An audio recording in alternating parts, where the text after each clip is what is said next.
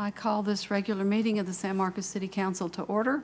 Today is Tuesday, June 6th. The time is 6 p.m. Mr. Trevino, would you call the roll, please? Yes. Mr. Prather. Here. Mr. Scott. Mr. Gleason. Here. Mayor Houston. Here. Ms. Garza. Here. Thank you. And Mr. Mendoza. Here. Mr. Gonzalez. Here. Thank you. We have a quorum present. Okay, and our invocation this evening is being given by Dr., would you pronounce your first name for me, please, sir? Alaric. Alaric Robertson. He is with the First Baptist Church in BC. Let us bow our heads. Dear God, thank you for allowing us to be here this evening. Thank you for all that you've done in this world. We're praying right now that you will bless our leaders, bless those that are governing us, bless those citizens, Lord, that are in this city, in this state, in this nation. And we're praying that you will have your way in our lives. Whatever your will is, let it be done. Thank you for your mercy. Thank you for your grace. Thank you for your honor. And we're praying, Lord, that the decisions that are made are decisions that are pleasing to you. Let the decisions that are made be decisions that are pleasing to your will, in alignment with what you'd have for us. We're praying that you will keep us, guide us, be with us, and bless us in everything we do, everything we say, and everything we think. Let your will be done. We're asking all of these things in Jesus' name. Amen. Thank you. Next, we will have our pledges of allegiance. I pledge allegiance to the flag of the United States of America and to the republic for which it stands, one nation, under God, indivisible, with liberty and justice for all. Honor the Texas flag. I pledge allegiance to thee, Texas, one state, under God, one and indivisible. Thank you, and we have a celebration this evening. Ms. Tiffany Harris.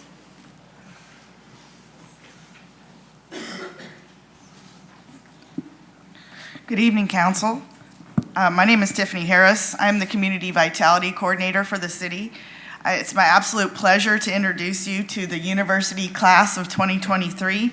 This year's class attended 7 evening sessions featuring each of our city's departments. Attendees got a behind-the-scenes look at city operations, heard about future projects and initiatives on the horizon, and discovered ways to get more involved with the city. We enjoyed their participation so much, and we're pleased with the feedback we received from them. We look forward to hosting University again in spring of 2024. We will begin taking applications in January.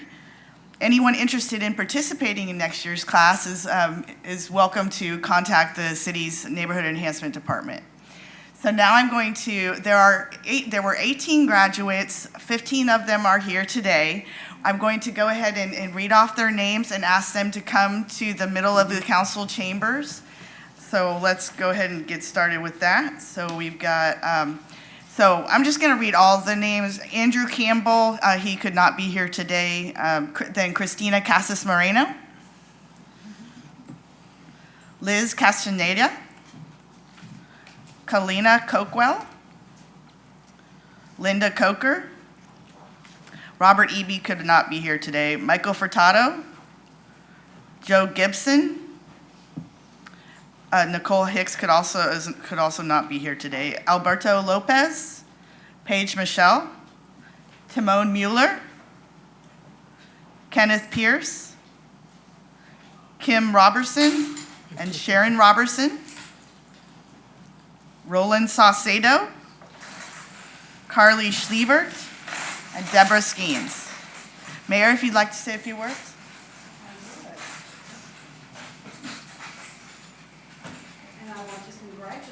Our first university graduating class. I know you have now learned a lot about how our city works, and I'm happy to see the list that's been compiled of how you plan to get more involved in the city with your newfound knowledge. I want to thank Ms. Harris and all the staff who coordinated the program and every staff member at the city who did a presentation. I've heard from several of you how really good it was and how much you enjoyed it, and so we enjoyed that. So thank you very much, and now we'll take a couple of photos.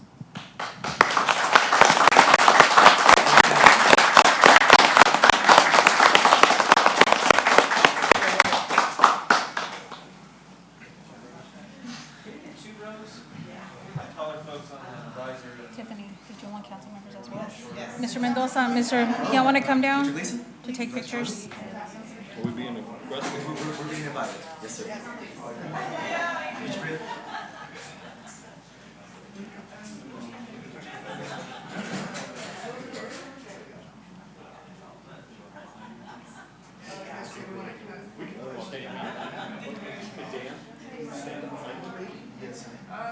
It's up to you, sure.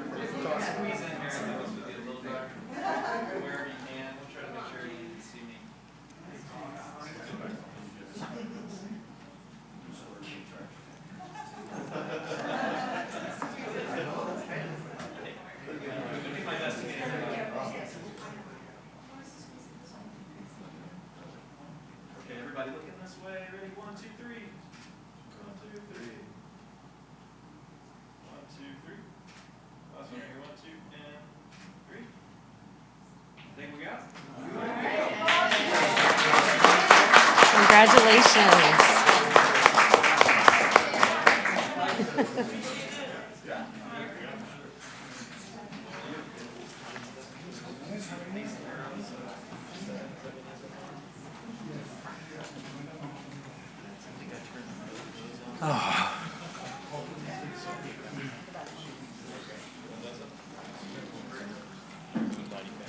Yeah.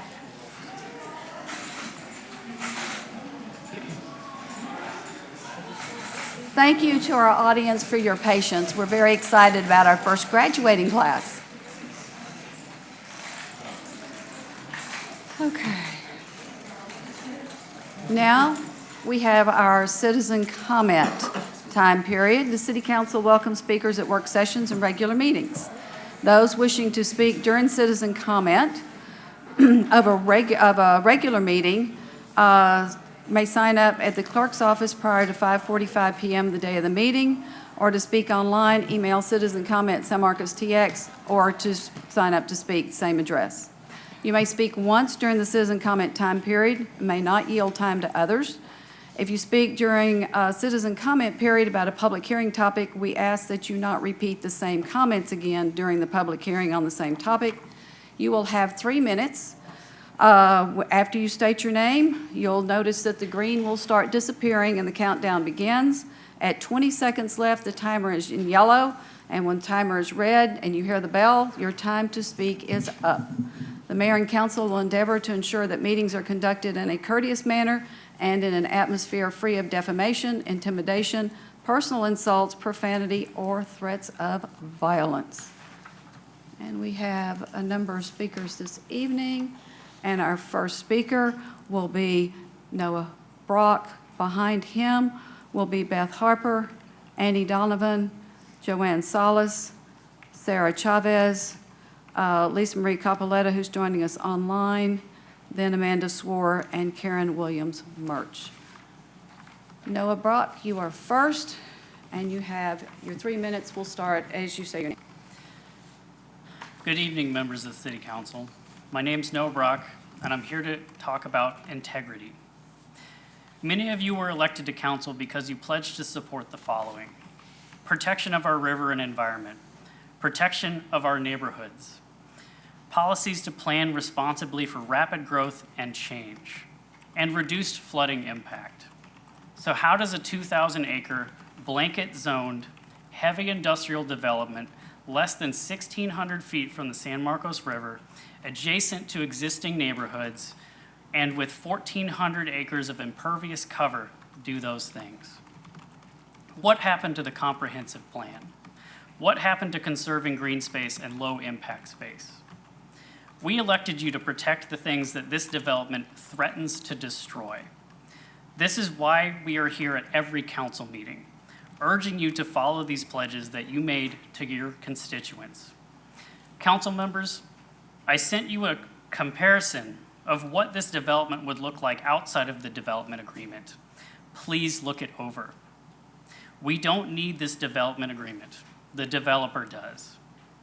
It is very clear that through public records requests that many of you have been holding private meetings and conversations with the developer since 2021.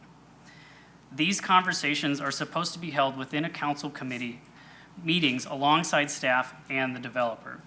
By meeting privately, you are not representing who voted you into the office.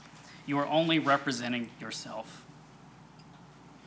We understand that mistakes were made and actions were taken without all of the information being presented. However, on July 3rd, you will have the opportunity to correct those mistakes. A vote to deny heavy industrial zoning for ZC 2301 will be a vote to protect the river, the environment, and our neighborhoods. Please uphold the integrity of the city of San Marcos and prove to its citizens that you support to protect the river, the environment, and our neighborhoods. Thank you. Our next speaker is Mary Beth Harper. Okay, my name's Mary Beth Harper, and I live in the Martindale ETJ, not in San Marcos. Today, I'm speaking about the Smart Access Truck Terminal.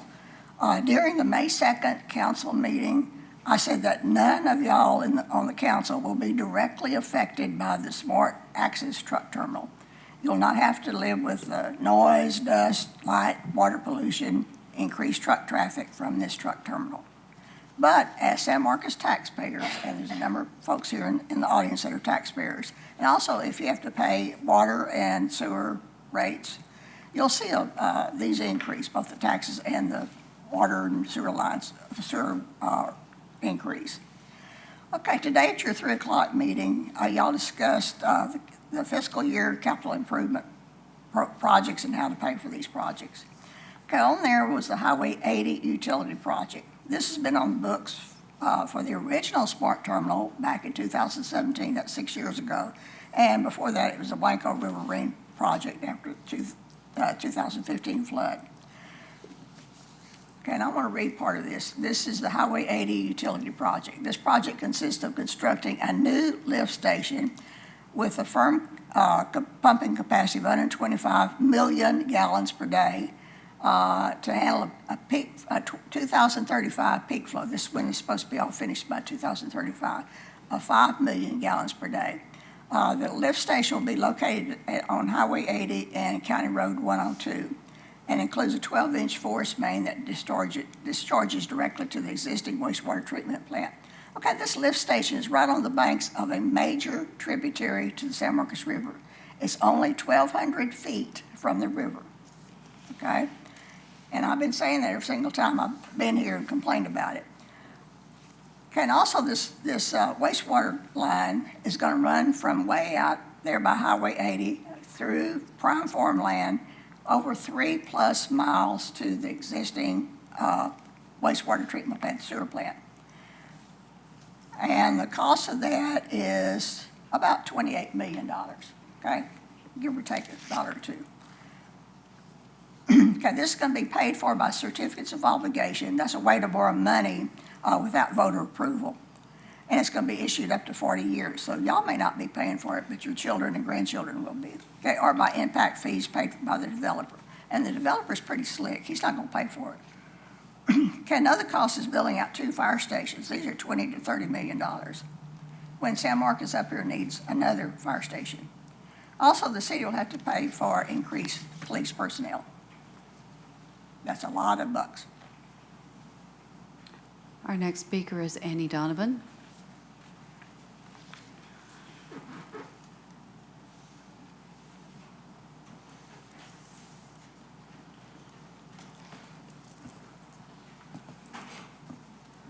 Good evening, Council. My name's Annie Donovan. Before I speak, I want to say that I hope you all had a lovely Memorial Day last week. I want to take a moment to thank the veterans who are present with us today, both on the dais and in the audience, for their time served. I also want to take a moment to remember those who served but are no longer with us. My uncle, Private Brian Donovan, served during the Vietnam War. My grandfather, Captain George Donovan, served during World War II. And my grandfather, Colonel Frank Bayshore, was a graduate of West Point, served twice in Korea and as a Green Beret during the Vietnam War. Thank you so much for your time, your dedication, and your service to making the world a better place. In 2019, my husband and I moved to San Marcos and lived on East Holland Street for a couple of years. We participated in the 2020 City Council election and voted for many of you sitting on the dais today.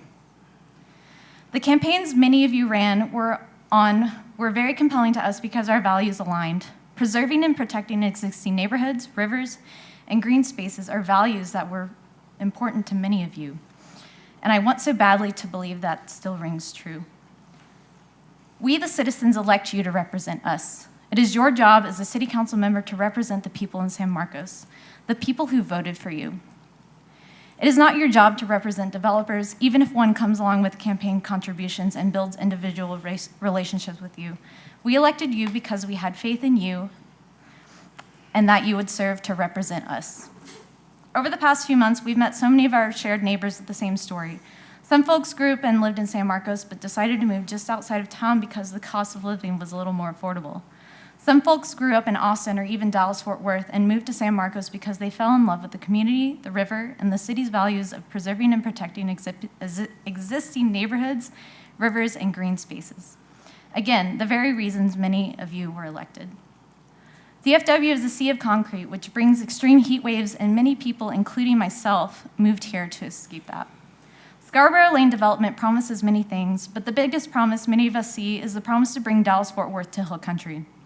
The city of San Marcos will become invisible along the I-35 corridor if the massive heavy industrial smart access logistics terminal is zoned and annexed. Please remember who you truly represent and whose interests you represent before you make a decision on July 3rd. I know the voters will remember come election time. I also wanted to say, I just passed out a little flyer. We're going to be holding a community town hall at the San Marcos Public Library this Sunday, June 11th.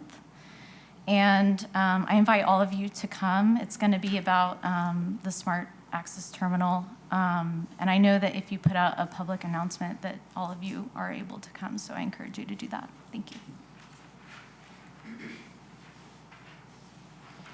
Our next speaker is Joanne Salas.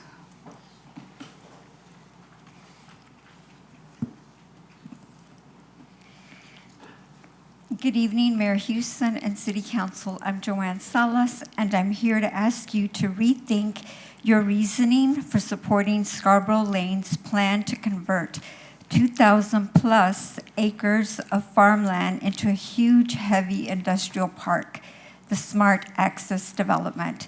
I'm asking that you listen to what your constituents envision for the future of our city. In 2020, you initiated a rewrite of Vision San Marcos, Texas, the comprehensive plan designed to guide growth for the next 20 to 30 years. At a cost of $350,000 in consultant fees and extensive community input, you now have a draft in its final stages that you are rejecting because it may change the character of the historic neighborhoods in central San Marcos. During the rewrite process, community members expressed a desire for a compact city that protects the river and the environment. Smart access is not consistent with a compact, environmentally friendly vision for San Marcos. I moved here from Austin 20 years ago because it was small, beautiful, quiet, and affordable with the university. Even though the city has grown significantly, it is still a clean and beautiful place to live. The development will change the character of San Marcos.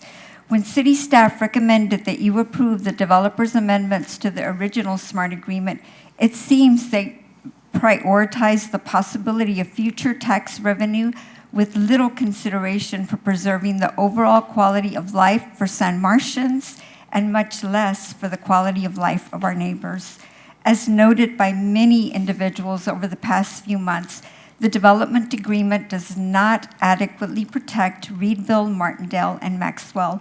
You've heard how this development carries the risk of catastrophic harm to our neighbors, underground water streams, the river, and wildlife, and that it will not leave San Marcos unscathed.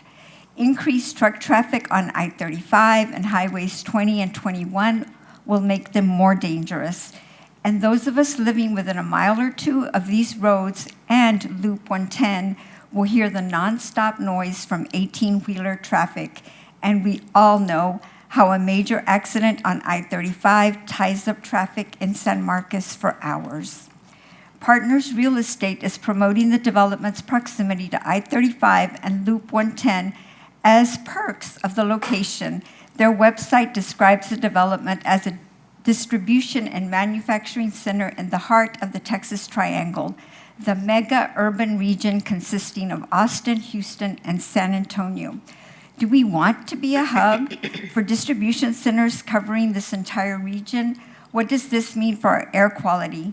And shouldn't you be on board with reducing climate change Your instead time of is up. adding to the problem with the invitation for increased industrial traffic? Ms. Thank Salas, you. your time is up. Thank you. Sarah Chavez?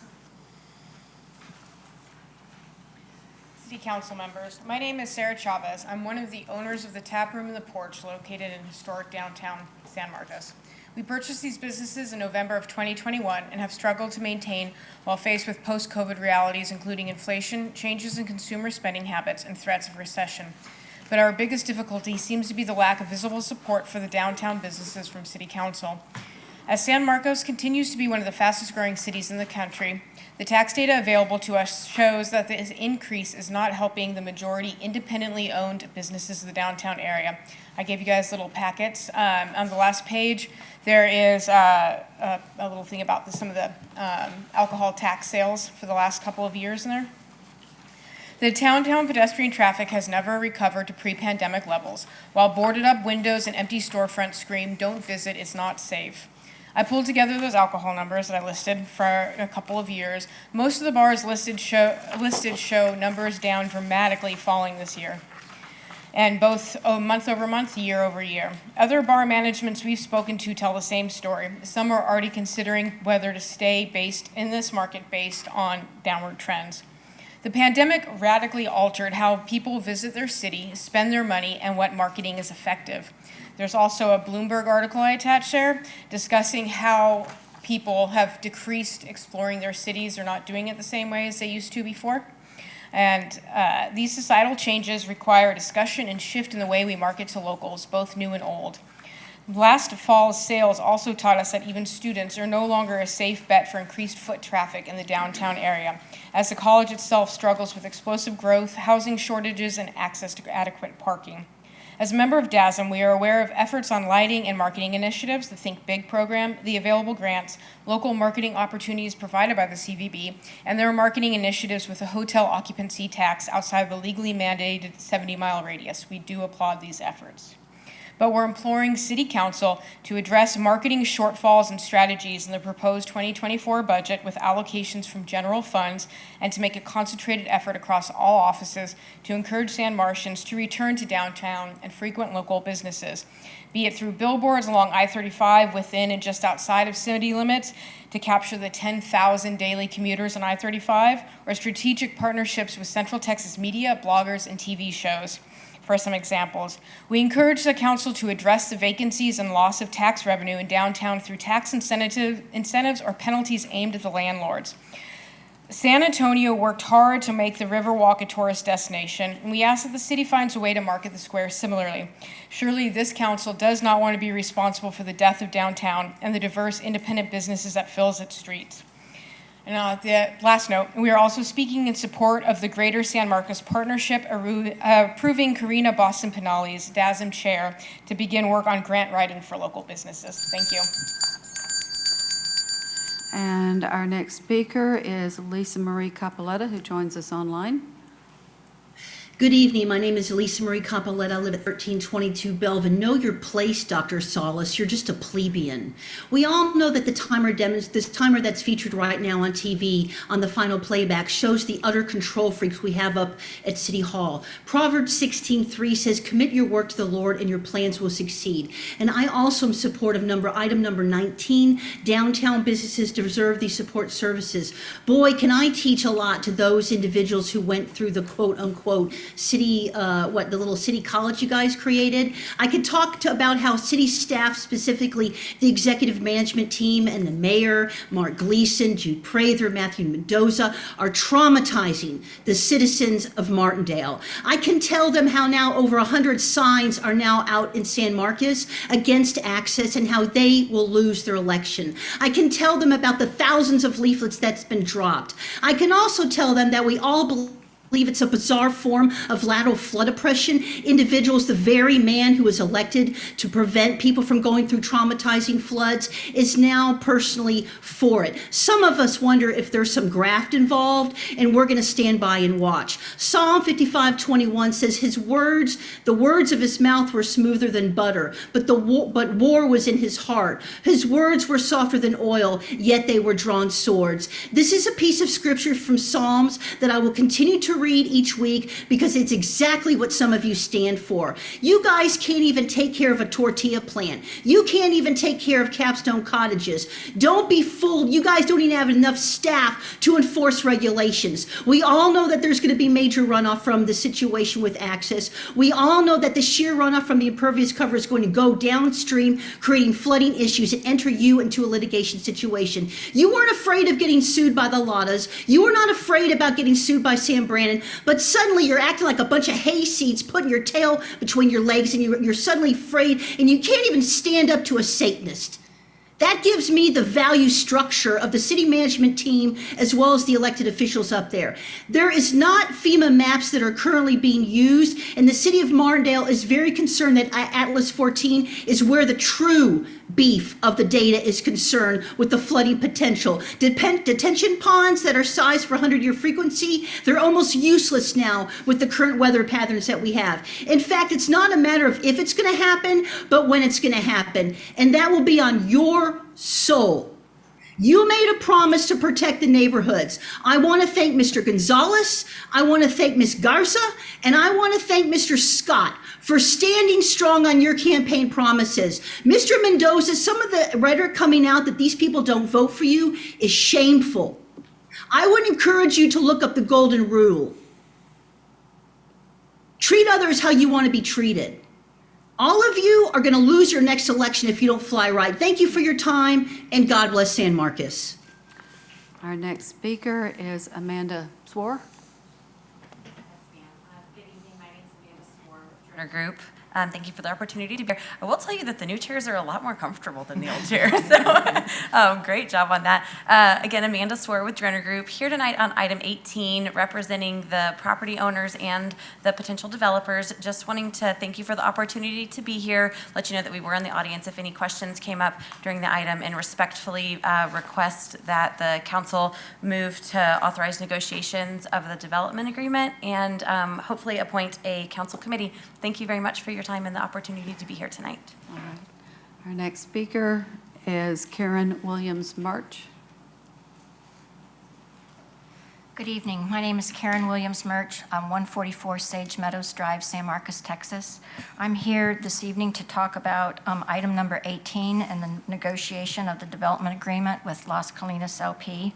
They're proposing a light industrial use according to their site plan with a building that's directly adjacent to single-family home residence in Trace. Some of the requirements or some of the things that they're proposing is up to a 4-story building. One of the buildings, building 3, would be 550,000 square feet per floor, warehouse manufacturing. The preferred scenario plan calls for high-intensity use along the freeway, which is compatible with Trace, low-intensity use along the northern boundary, which would be compatible, and medium intensity along the southern area. This proposed development, in my opinion and the opinion of the developers of Trace, does not meet the intent of the preferred scenario plan. We are very concerned about traffic, noise, hours of operation, and the sheer size of building number 3, which is 650 feet wide. It could be as tall as 55 feet, putting a behemoth of a building behind residents of Trace and their backyards. The backyard setback is only 20 feet in this area. We are concerned about damage to the property values of those future homes in Trace. There's no amount of setbacks, landscaping, or view studies that will soften the effect of a proposed building of this size next to Planning Area 13. We ask that you either deny the consideration of a negotiation of a development agreement or actually allow a private citizen to sit on the committee to protect the interests of Trace. Thank you very much. Ms. Trevino, I believe this is all that are on our list? All right. Then that concludes our citizen comment time period. Council, it is now the consent agenda, which is items 1 through 5. Is there anything anyone wants to pull? I'll accept a motion for consent agenda items 1 through 5. So moved. Second. Motion by Mr. Gonzalez, seconded by Mr. Gleason. Ms. Trevino? Yes, Mr. Gleason. Aye. Mayor Houston. Aye. Ms. Garza.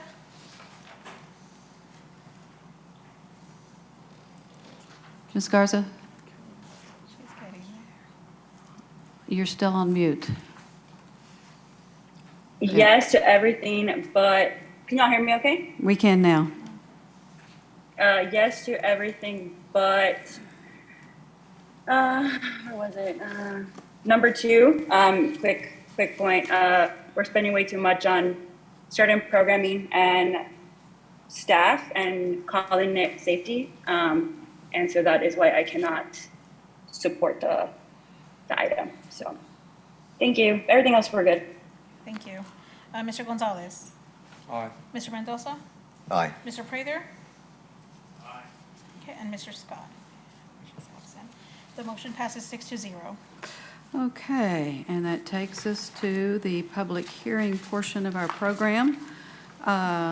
Mr. Trevino, would you read item 6, please? Yes, receive a staff presentation, hold a public hearing to receive comments for or against the use of $712,899 in new community development block grant CDBG funding for housing, social services, public facilities, and infrastructure, and the selection of projects for the 2023-2024 community development block grant CDBG action plan, and provide direction to staff.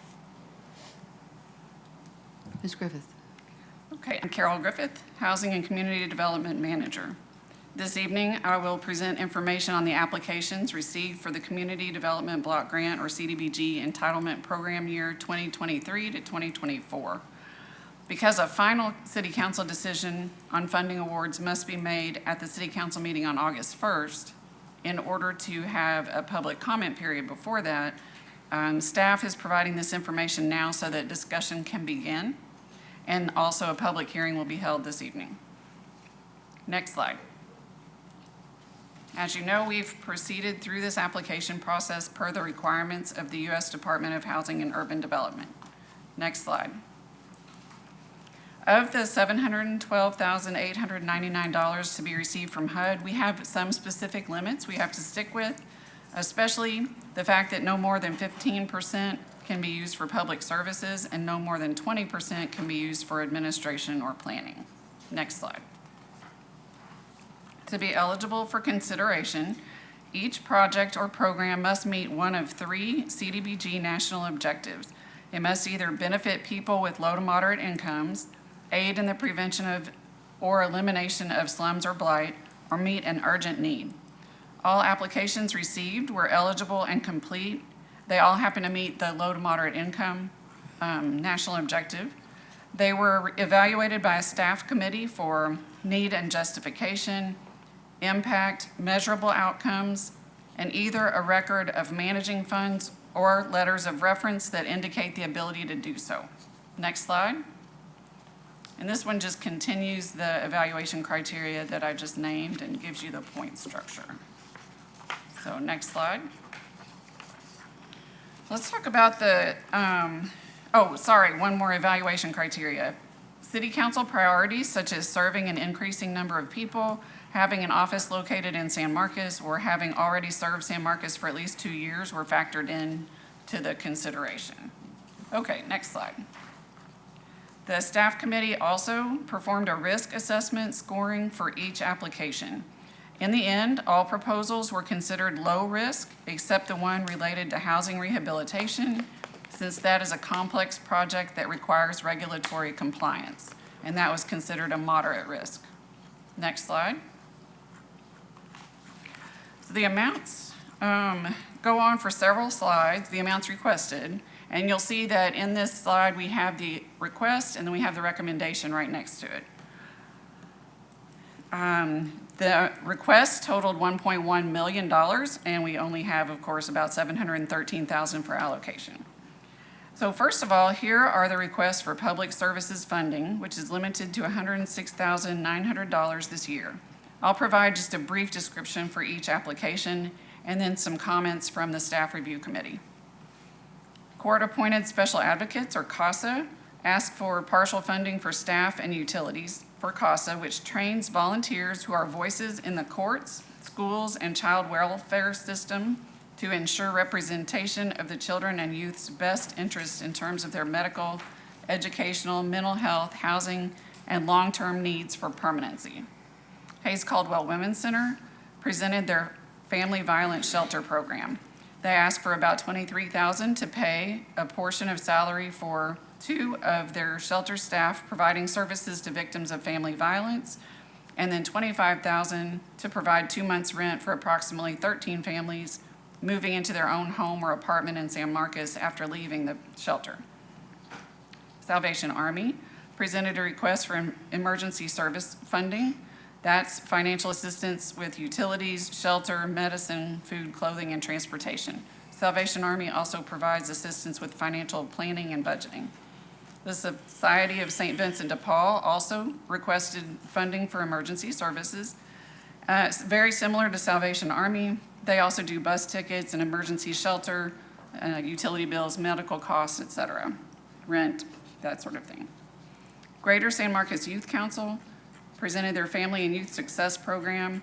They would like to reduce the wait list and expand services to San Marcos families with children ages 6 to 17. They want to specifically increase numbers served through the National Family Support Network program through the purchase of supplies, space rental, and a portion of the funding for the lead support specialists responsible for the program. So now some comments about these requests by the staff committee. The staff committee desired to fund all the applications due to the level of need for each program in the city of San Marcos. CASA, Hayes Caldwell Women's Center, and the Greater San Marcos Youth Council were considered high priority since they work to change the trajectory of people's lives through intensive assistance over time.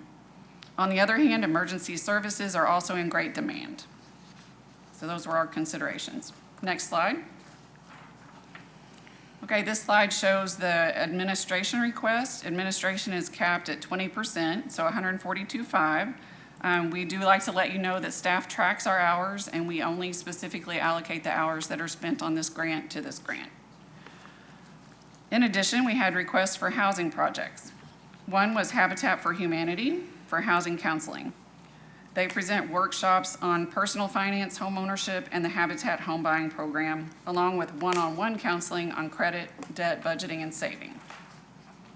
The city requested activity delivery costs for housing rehab, and this is actually a way to pay for a little bit more staff time using CDBG dollars within the housing program itself. It does take money away from the project cost. So this would remove pressure from the city's general fund by paying for a portion of the staff when they are implementing this specific program, the housing rehabilitation program. The city also requested funding for the Home Buyers Assistance Program and activity delivery for that as well. So this program provides for $12,000 per applicant and paying all of the allowed closing costs and up to 50% of the required down payment. This application included $4,800 for activity delivery cost or staff cost and funding for 8 houses, which is $96,000. So here's the comments from the Staff Review Committee. The Habitat Housing Counseling Program has struggled to draw attendance. It has current CDBG funding, and we have seen how it's been going. The counseling that is required for our Home Buyers Assistance Program can be fulfilled through a free seminar offered by Texas Department of Housing and Community Affairs. So the staff committee is not recommending funding the Habitat Housing Counseling Program. The committee was in favor of having more funding available for projects instead of funding staff activity delivery. So that's also not recommended for funding. And staff noted that interest in the Home Buyers Assistance Program has picked up recently, and the program is being marketed to attract a broader base of interest, so we feel like it might be a good investment next year. Next slide. Finally, this year we had quite a few applications for park projects. So I'll go over these just briefly. Hayes County submitted one for Capes Pond Park for the addition of amenities to a future park near Capes Pond, including a soft trail, several outdoor fitness stations, and educational signage about Native American tribal history. And that was a request for $30,000. From the city, we requested the city requested funding for 3 parks. Haynes Street Pocket Park, basically removing and replacing an existing fence, installing 6 exercise stations to replace the basketball goal, adding sidewalk connections, solar lights, and benches and a table. For Swift Memorial Park, the idea was to install turf to replace mulch, install a shade structure, resurface the basketball court, add ADA access entries, and add a bottle filler fountain. Victory Gardens Park, very much the same as Swift Memorial Park, but installing 3 shade structures. So here's our notes from the staff committee. We did feel like Capes Pond Park requires a relatively small amount of funding for park amenities that will benefit the citizens. Of the 3 city park projects, the Victory Gardens Park was expressed as the top priority in the applicant presentation from Jamie Lee. And the staff committee decided to request fully funding the improvements for Victory Gardens Park, and then we allocated the remainder to Swift Memorial Park in hopes that either additional funding can be found or it can receive CDBG funding next year to finish it off. Next slide. This evening, HUD requires that a public hearing be held to receive comments on these proposed projects. After that, staff is requesting council's direction on the projects and programs that should be included in the draft action plan that will be posted for public comment for 30 days. After that, staff will bring the proposals back to City Council on August 1st with any comments received and ask for your final consideration. This concludes my presentation. All right, I will open the public hearing and ask if there is anyone in chambers who wishes to speak for, against, or about the recommended CDBG funding or other CDBG items discussed this evening. Anyone in chambers? Anyone in the lobby? Okay. It'll be our first and only speaker will be Lisa Marie Capoletta, who is online. Good evening. My name is Professor Lisa Marie Capoletta. They call me LMC. I live at 1322 Belvin. Where are all the college grads from the city staff's program who are allegedly engaged? We've had people for months coming up concerned about your environmental protection strategic initiative, and you've outright ignored them. Also outright ignoring me is the executive staff and Amanda Hernandez, because I have repeatedly requested that the application packets be online in the packet, not a hidden URL that we have to look and hunt and peck and use Jessica Fletcher to help us do the detective work to find the packet. This is the public's right to know who applied for what, how much they did, and what their supporting documentation is. This means that your city staff are repeatedly ignoring the several speeches that I gave on this topic. They're non-responsive, and this is concerning. What is there to hide? Why are those packets not up? The Home Buyers Assistance Program, now that's a real knee slapper, because all of us in this community are outraged by the increase in property taxes. Some of you, especially you Republicans up there like Mr. Gleason, have promised to be fiscally conservative. And meanwhile, city staff are giving themselves raises, but we are not getting cost of living increases because of the national overarching situation that we have with the economy, but the ballooning of city staff budgets, the self-serving city staff budgets. And I surmise that's why they want the access, so that they can hire more people and feed their own golden calf. $600K for parks, and you're talking about tribal history. Now that's another knee slapper. Meanwhile, you've got sidewalk projects and road projects that desecrate Native American artifacts. You have a development project on the table that's about to desecrate a sacred river. So how does that configure in your mind? that you have women who are being abused in an economy, and you have people who can't pay their property taxes, but we're going to invest that in parks. By the way, speaking of parks, city staff lied to me when they removed that little pocket park over there. There used to be a pocket park, and it's called Invasion of the Park Snatchers. I'll send you the video in a minute that I shot many years ago. They removed the park that all the Hispanic men used to go to, and they were not troublemakers. They were good old-timer Hispanic fellas. And the city staff removed that park and promised me they would put pads back, and they never did. And by the way, the Victory Gardens Park in the middle of the center of the neighborhood, that thing, they took away the basketball courts that I got put up when I was 19 years old. So city staff, and I'm not talking about Jamie Lee, I love Jamie Lee, but as a track record, city staff do not listen to the concerns of residents when it comes to parks in this community. Environmental protection is one of your strategic initiatives, and you aren't following it. Thank you for your time, and God bless San Marcos. An angel just got its wings. Gosh, you're a control freak. And that concludes our public hearing.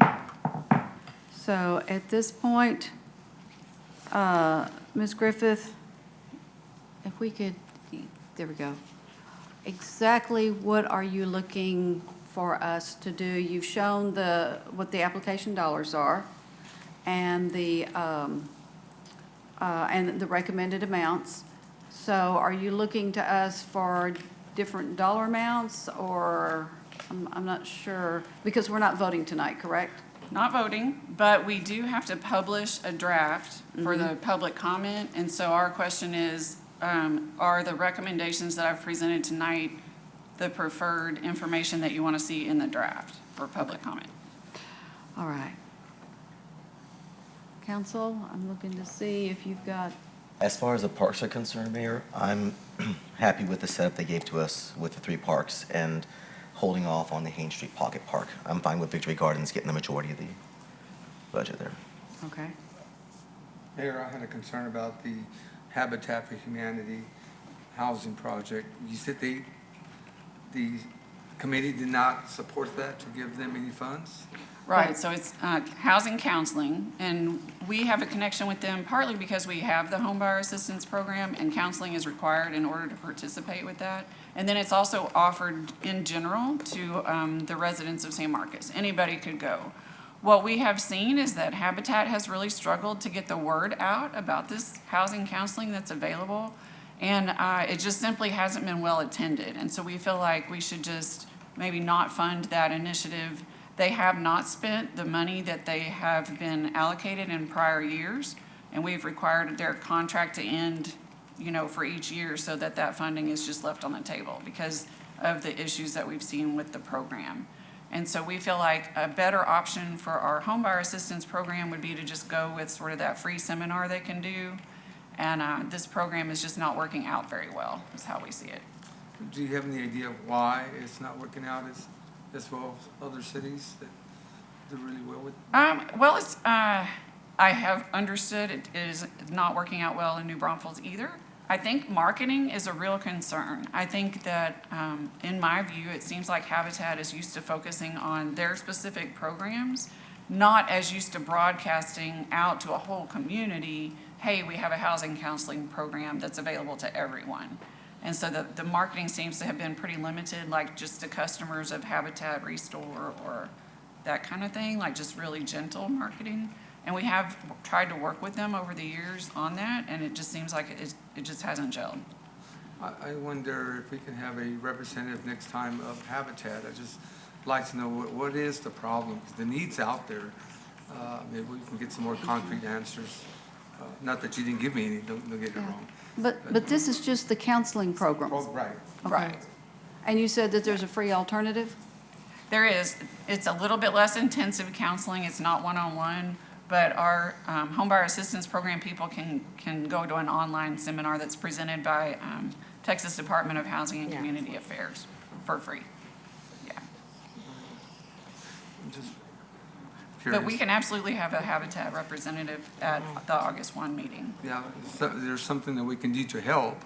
Maybe we can do something about that. That's all I have, Mary. Yeah. Thank you. But that's $21,500 that we can roll into one of these other programs, as long as there's another alternative out there for when people need it. that there's something that's free, so they'll get what they need in order to, this is to qualify to be a Habitat recipient, correct?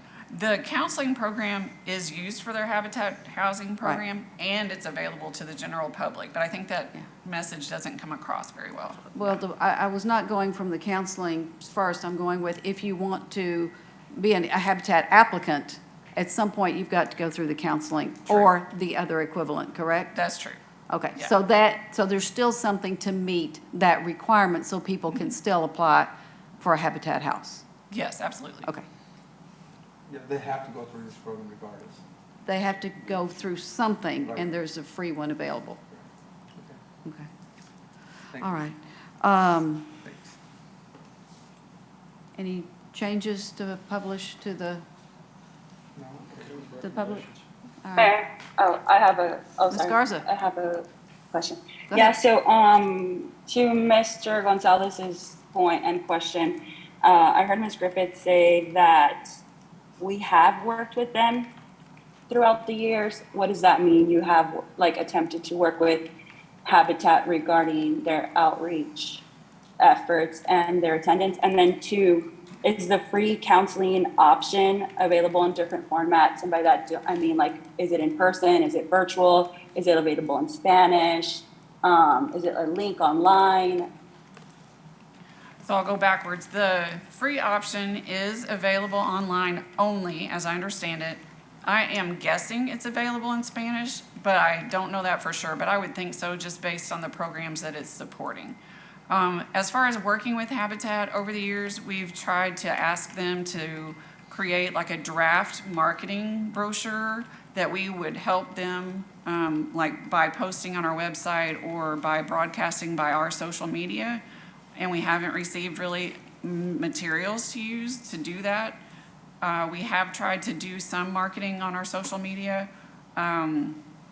Mainly, we're asking them to get out and market their own program because part of the money that they receive from us is for marketing. And so we feel like they could do ads or something to reach out to the community. Okay. And then I guess, let me see. I just don't feel comfortable going to zero without more information. Those questions answered specifically. In terms of like the delivery method. And then, well, that was the one question related to Mr. Gonzalez's, but I don't have any more related to that. Do you have any other questions? Yeah, so when you, I guess to Ms. Coppoletta's comment, when we talk about the applications for these external entities, what do we provide to the public? Like what do they see? So on the city's website, on the CDBG page, which is under Planning and Development Services, we have posted each application, and that application has a form that the agency fills out, and then several questions that they ask that relate to the evaluation criteria, that they answer, that relate to the evaluation criteria. So it's that we have posted online. Gotcha. And then one other quick question. I heard you say y'all have like some kind of system to measure like risk. Is that included publicly available, or is that just like internal staff material? The blank application and the evaluation criteria and then the risk scoring format is all online as well. And then we haven't posted our, the results of our review. We could do that, but the criteria are out there to see what we were looking at. That's actually included in the application so the agencies know as well. Gotcha. I don't know if that's a conversation for now or to agendize for later, but I think that would be helpful, just given that I'm trying to do this in a way that's not slanderous. There are entities that community members have raised concerns about. And so I trust that staff is using like a good metric, but I think just so that our neighbors kind of understand the rationale for funding these organizations, I think that it would make sense to have those publicly available. In particular, because when we look at the homelessness assessment, one of the key findings was like, how do we unite all these organizations that serve our houseless neighbors? And some of the tensions included these organizations' perceptions that governmental bodies favor one over the other. And so anything that we can do to minimize that, I think it's important. That coupled with the fact that our community overall survey indicated that there's high levels of distrust of the government among our neighbors, I think it justifies uploading all that stuff to, like, I don't know, the Agenda Center or the CDBG website. And I'm sorry, just to clarify, are you asking for the results of the review committee, or are you asking for something else? Right. Basically anything that's going to justify why we're giving organizations money and why they're not like a risk.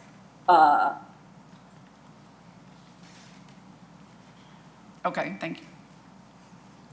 It sounded like it was also just the rating criteria that goes into evaluating the applications. So if we could provide that kind of like rubric that has that information, I think that would also be helpful. Okay, and yeah, that's already online. Okay. Yeah. Mayor? Mayor? Just a second. Joe Pantone, Assistant City Manager. I just wanted to add one detail on the Habitat for Humanity services. The housing counseling is just one of several services that Habitat provides, and just wanted council to be aware that the city manager's office coordinates and communicates with Habitat on some of their other programs. In fact, we're actively looking for partnership opportunities for their housing construction. You know how they have partners and sponsors help build homes in certain areas, including San Marcos. We've been to ribbon cuttings, and again, we continue to work with them on that aspect. So I just want to make sure that the housing counseling is not the only service they're providing, and this 20,000 is not the limit of our participation with Habitat. Right. That's kind of where I was trying to go earlier. Okay. Another question? Oh, okay. Good job. That was my question. That was it? On the same line. Yeah. Thank you. That's where I was trying to go earlier. This doesn't mean we're not going to be working with them. It doesn't mean they're not going to be building houses. Right, It's just yeah. this one program that they didn't spend the money last year. Yep.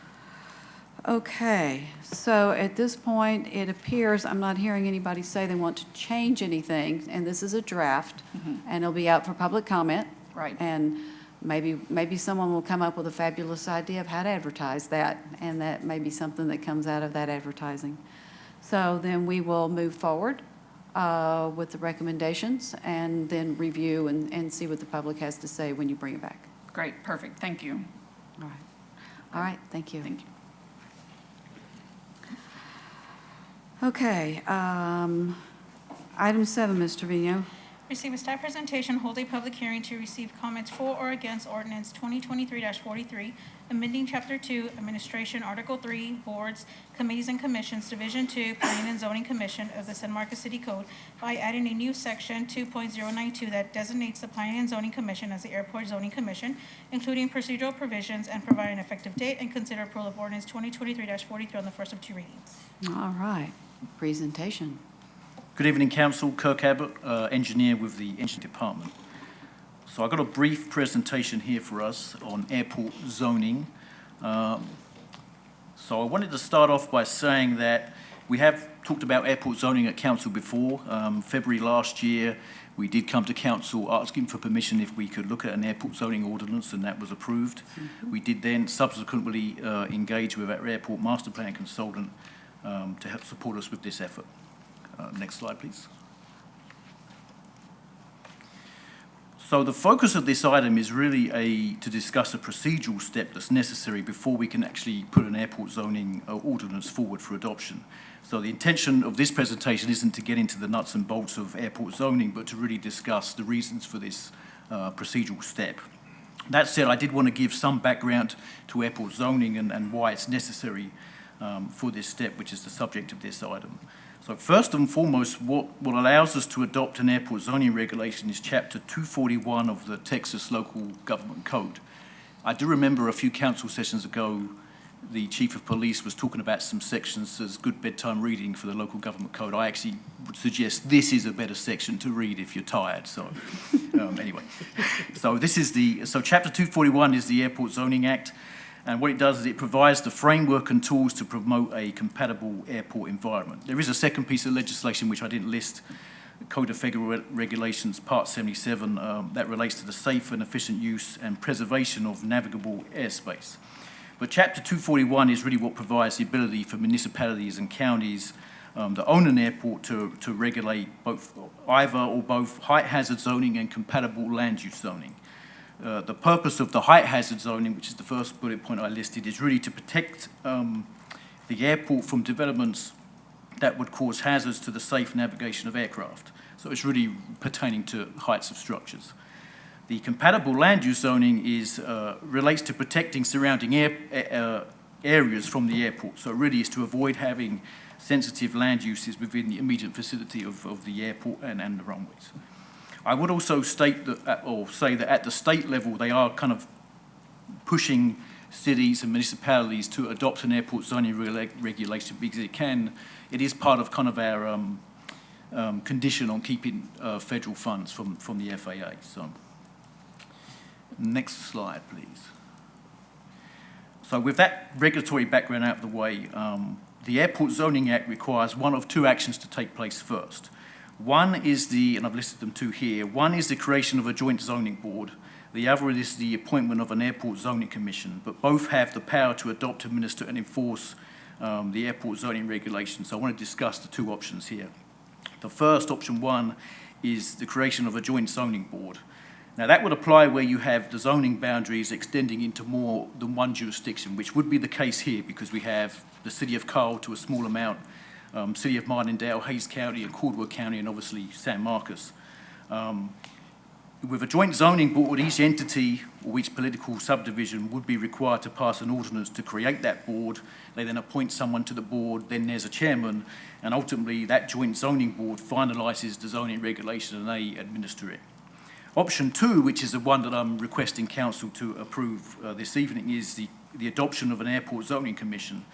This is where the city can act unilaterally, which is allowed by the Zoning Act, where we would administer the ordinance ourselves. The intention is here that we would work with the other entities that they would adopt a similar or the same ordinance. But furthermore, the Zoning Act indicates that where you have an existing planning commission, they may be designated as the Airport Zoning Commission. And so that's the option that we're recommending here, since we have a planning and zoning commission, that would kind of be the more streamlined approach to where we would adopt them as the Airport Zoning Commission. I would add the reasons why we don't recommend the Joint Zoning Board.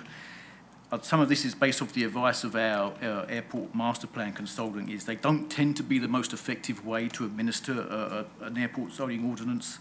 It's not the most common approach. It can be an administrative burden. Even, even the act of trying to create the board, if you have 5 entities having to appoint someone, they tend to kind of, from some anecdotal evidence, they kind of get started and then they kind of dissipate. So we're not recommending that option here. I would also mention that staff did meet with the other entities last year. We did discuss airport zoning and our intention to act unilaterally, and they were in agreement with that. Next slide, please. So with that out of the way, what is the role of the Airport Zoning Commission? So assuming planning and zoning are appointed as them, the Zoning Act requires that it's this commission that recommends the zoning boundaries and the regulation of these zones. The commission has what the Zoning Act calls a preliminary report, and they will be the ones that hold the public hearing. Ultimately, they have a final report with the final version of the zoning regulation, and that is what would then come back to council to then adopt. I would add, just as the Zoning Act states, that the governing body, City Council, isn't allowed to hold a public hearing or take any other action concerning airport zoning regulations until it receives that final recommendation from the Airport Zoning Commission. Next slide, please. So this is the kind of schedule that we've got here. So today is the first reading of the ordinance to appoint the Airport Zoning Commission. July 3rd, we would have the second reading. Then the intention is maybe later in July and August that the Airport Zoning Commission, or P&Z, would have the public hearing presenting the airport zoning ordinance. And then August, maybe September, is we would bring back to council the ordinance for adoption. And I think final slide. So just a reminder that this is a procedural step, and the action that we're requesting of council is that we appoint planning and zoning as the Airport Zoning Commission for the purposes of airport zoning. And that is what I have. Thanks.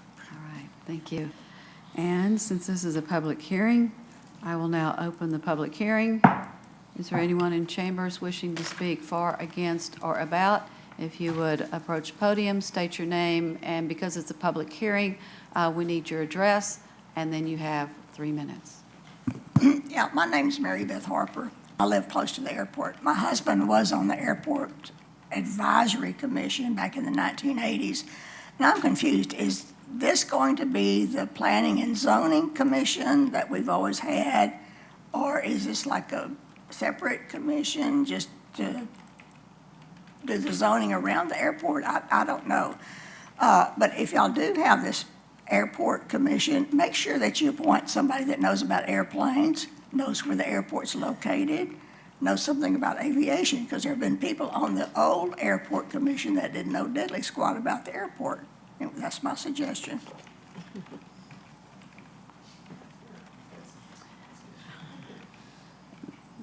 I know exactly what you're talking about. Is there anyone else in chambers wishing to speak for, against, or about this item? If not, is Ms. Capoletta still online with us? It is now her Hi, Ms. turn. Houston. It's Professor Capoletta. I've told you that many years. I'm not sure why you avoid giving me my proper title that I've earned in higher education. Good evening. My name is Professor Lisa Marie Capoletta. I live at 1322 Belvin. Where are all of your graduates? Maybe city staff did not teach them the value of speaking in a public hearing. Maybe it's by design. Of course it was, because engagement of workshops and outreach and surveys in the end are cherry-picked as exemplified by the 500K boondoggle master plan, which everyone in town is furious. And at the end of the day, city staff will still pay this man, and most of you up there have never spoken at a public hearing until you were an elected official, which is very troubling. City staff have never spoken at a public hearing, and so it's all smoke and mirrors when they compliment us on our, quote, engagement. The executive team, it looks like, is getting their ducks in the order for their access buddies, because that's exactly what we all think is happening.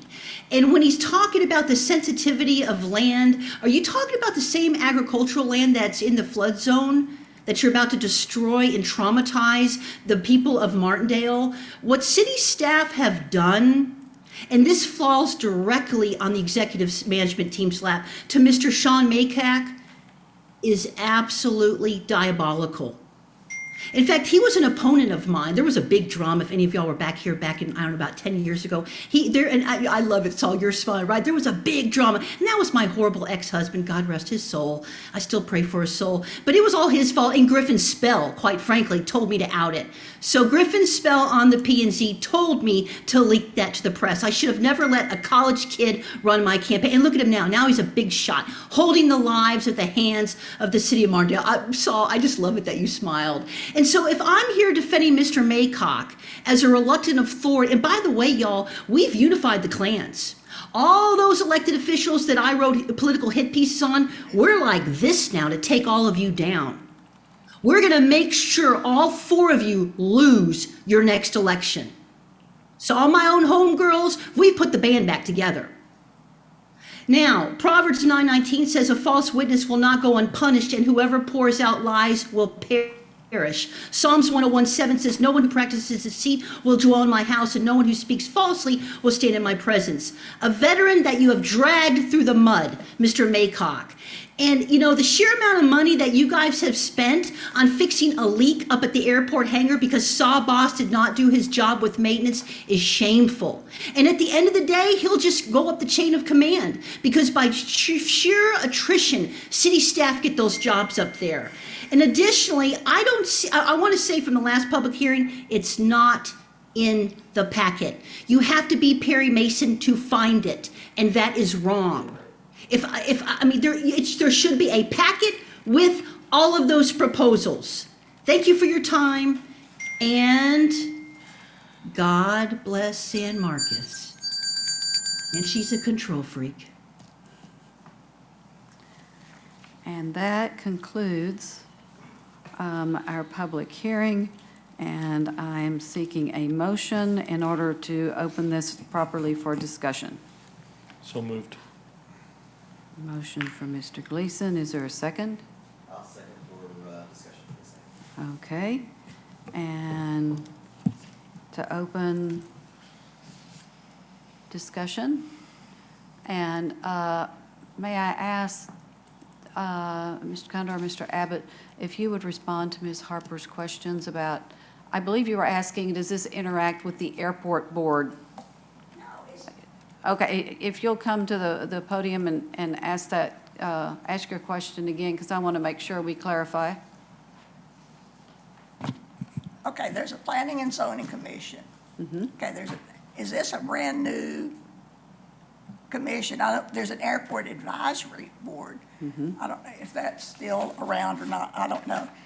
Okay, now, is this Airport Zoning Commission going to be part of the Planning and Zoning?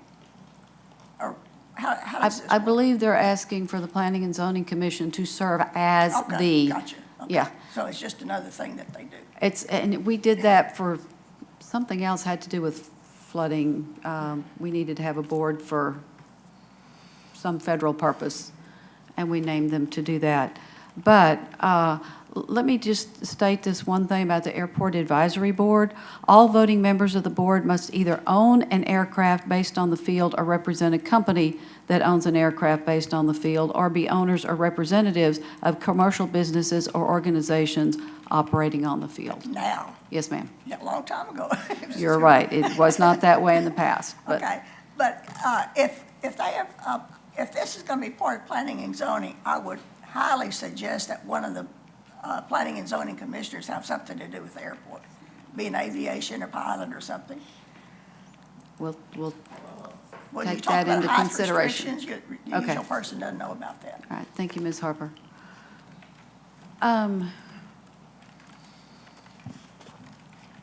Is it possible that we could name, I don't know logistically how this would work, I don't know how often they're going to have to make decisions on things, but where would the airport expertise come from if and when they're asked to actually vote on something? Is that going to be from staff support, or how is that? I think Ms. Harper makes a good No, I understand the point. Point. And what I would say is, we have our airport master plan consultant advising us with the regulation to start with. Okay. Really, when you look at the two parts that I mentioned, there's the height hazard zoning and the compatible land use. With the height hazard zoning, much of that is already dictated by the FAA. They've actually designated these are what they call the imaginary surfaces, that if they're penetrated, it triggers the FAA to have to do a review. So what would ultimately happen is, if there's a planning proposal or a development proposal, and they've got some, the building heights would have to get reviewed and checked by the FAA. The point of this zoning regulation is that we enforce that, because the FAA can't enforce it, they can't regulate it. As far as the compatible land use zoning, that is really something that we are putting together to decide that, hey, these are areas that we don't, or land uses that we don't think are really applicable right off, say, for the ends of the runway. So in terms of the expertise needed, I think it's kind of wrapped into the ordinance itself as it's been developed. As far as the zoning commission's purpose, I mean, I don't know if I'm really answering the question, but I feel like we've got those expertise from city staff and our zoning consultant on board that we would advise at that point. if that And makes are those the only two things that they would make decisions on? I thought that might be just two examples. Is that the only two things? They're the two types of zoning regulations within the ordinance that we can have, the height Okay. hazard zoning and the compatible land use zoning, yes. Okay. All right, well. And we're intending to have both, because we think it's important for the airport with where we are and the growth. questions, Mr. Mendoza? Honestly, thank you, Mayor.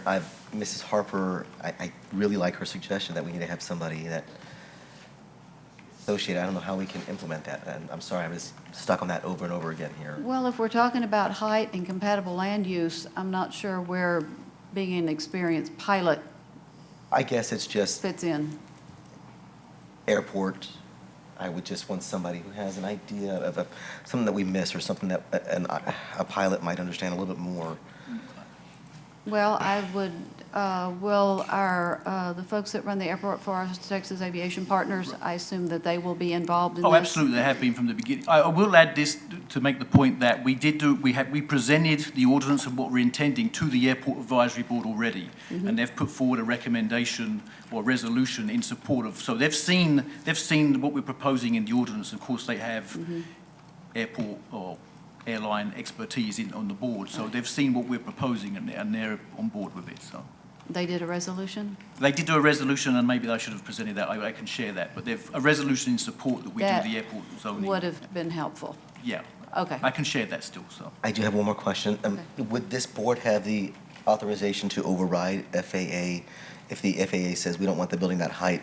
Can that board just say, never mind, we're going to do Blue No, Garden? that would not be the role of the board. What the zoning regulation would put forward is, and actually what the zoning act requires is that there is a board of adjustments. So that if there is a planning application that comes in and say whatever it is they're proposing, whether it's a land use that we wouldn't allow or a building height, they would have the ability to appeal if they wanted to. But it wouldn't be the board's role to say, to waiver any requirements.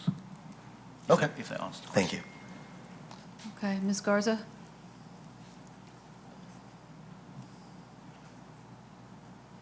Ms. Garza, you're on mute.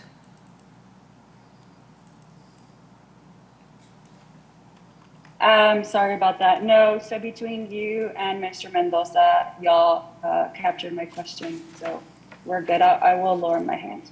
Okay. Mr. Gleason, did you have something? Yeah, I did. I had a question for staff. If I remember correctly, the Planning and Zoning Commission is presented the airport master plan already. Isn't that correct, before it came to council? Weren't they presented the airport master plan? Not to planning and zoning, that went to council. It did go to That council. was I the couldn't master remember plan, where I yeah. saw it at. I couldn't Yeah. remember if I was still on We P&Z did at the about time or 2 not. years ago when it was adopted, yes, Okay, sir. all right. And then would the Airport Advisory Board have the opportunity to send resolutions in support of any zoning changes or any changes out there as things that come up? If there's changes after it's adopted? Well, no. You mean changes proposed? Yes.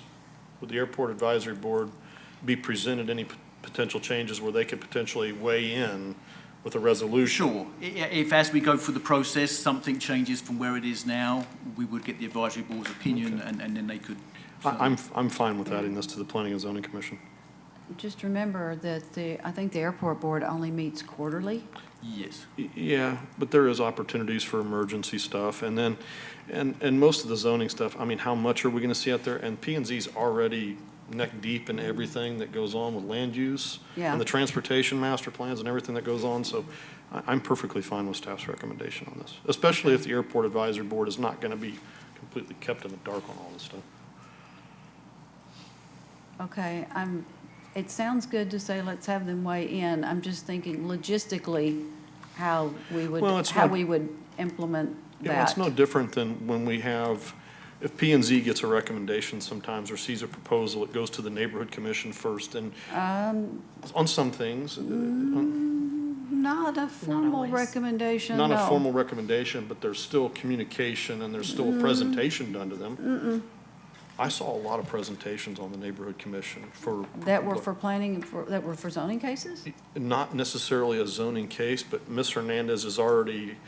Coming up. I can see the look There on we her go. face. Here we go. An informational presentation to the neighborhood commission is required for preferred scenario amendments. That's it. That may be what Okay. you're thinking about. Okay, We had alright. quite a few of those back in the early 2010s that went to Okay, neighborhood all right. commission. That's Okay. what I was thinking of. But it's a presentation, it's not a step where they have to comment on it and have to approve it. No, it's not, but, I mean, and I get what Ms. Harper's saying that we probably need some expertise, but that's why we have TAP, that's why we have a staff, and I just hate to take and separate anything else that might be zoning related away from P and Z. That's my only. Yeah, well, once we started talking about its height and its compatible land use, then that's what P and Z does. And I don't know that you have to be a pilot to understand that. No, and there's so many FAA rules involved in a lot of that Yeah. stuff that a lot of it's dictated by Gonna the be- federal government anyway. Absolutely. So There's going to be limitations regardless. So I'm okay, So you're okay with it as presented? as presented.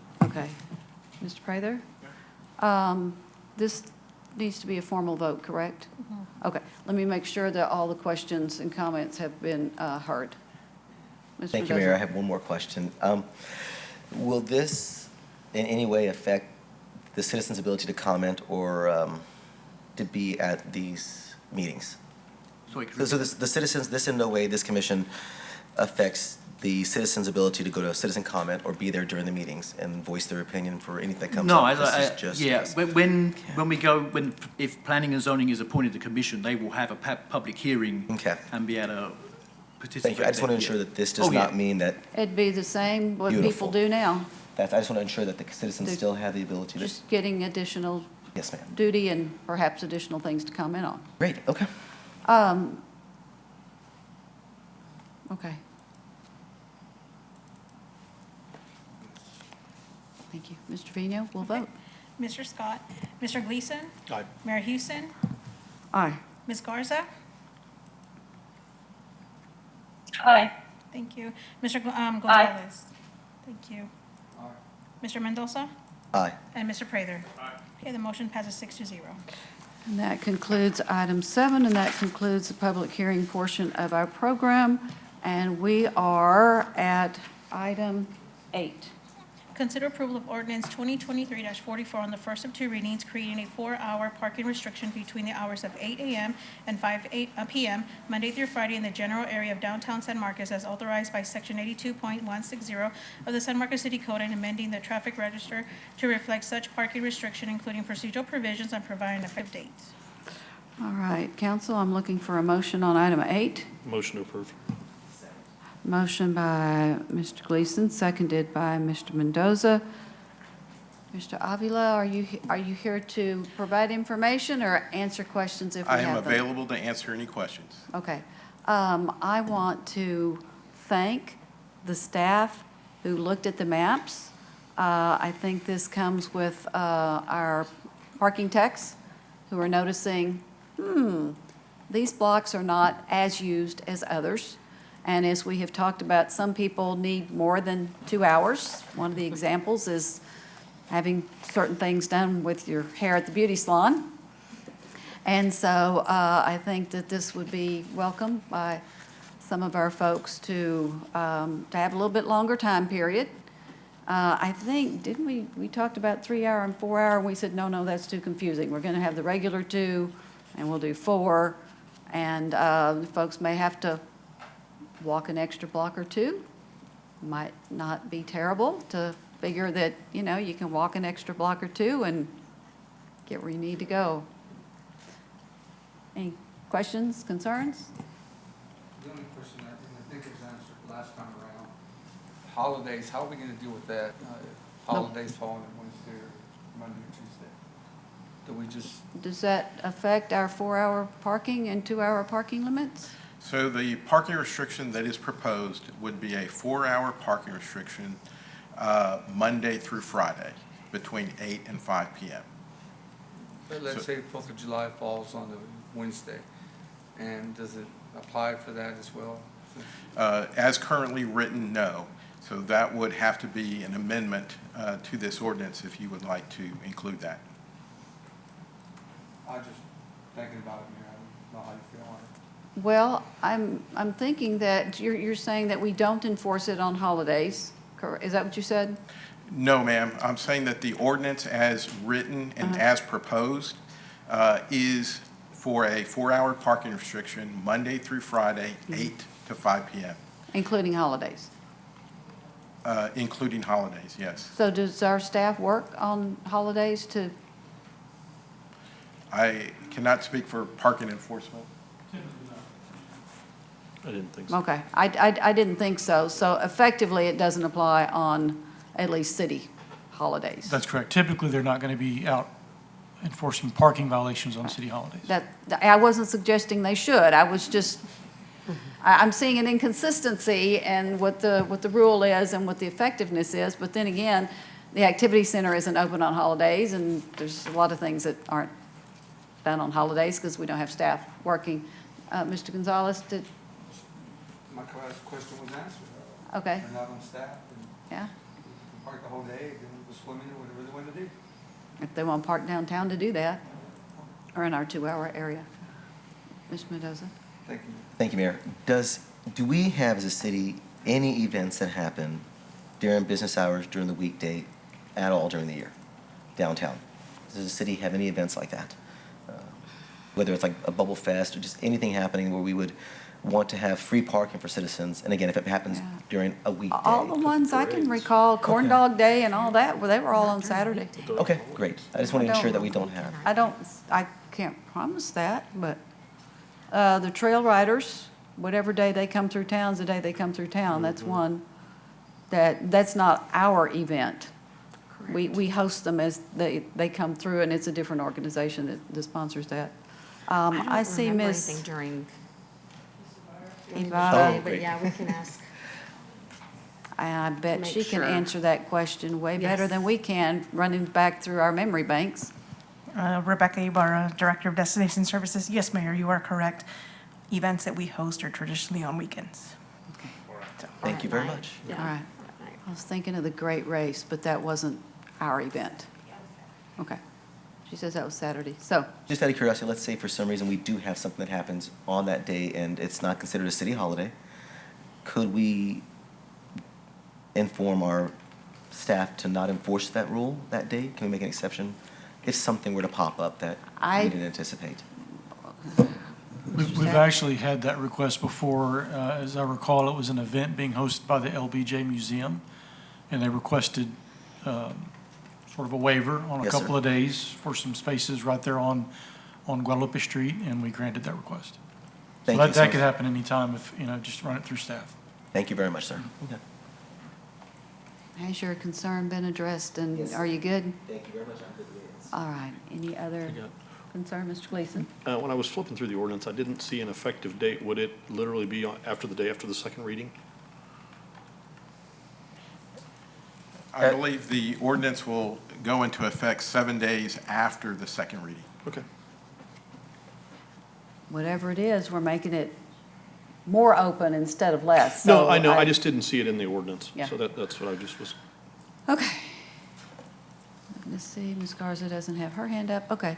So I believe we're ready to vote. Mr. Trevino? Okay, Mr. Gleason. Aye. Mayor Houston. Aye. Ms. Garza. Aye. Thank you. Mr. Gonzalez. Aye. Mr. Mendoza. Aye. Mr. Prather. And Mr. Scott. Okay, motion passes 6-0. All right, so we will see this again, I assume on our next meeting for second reading? Okay, all right. Thank you, and thanks to all, and thanks to the parking enforcement staff and the folks who brought this idea to us, because I think this is a really good one, so thanks to them. Mr. Trevino, item 9. Consider approval of ordinance 2023-45 on the first of two readings, amending Chapter 82, Article 4, Stopping, Standing, Parking, Division 1 of the San Marcos City Code by modifying the requirements and fees for the remedies related to the city's immobilization of vehicles illegally parked on public rights-of-ways and city property, providing a savings clause, providing for the repeal of any conflicting provisions, and providing an effective date.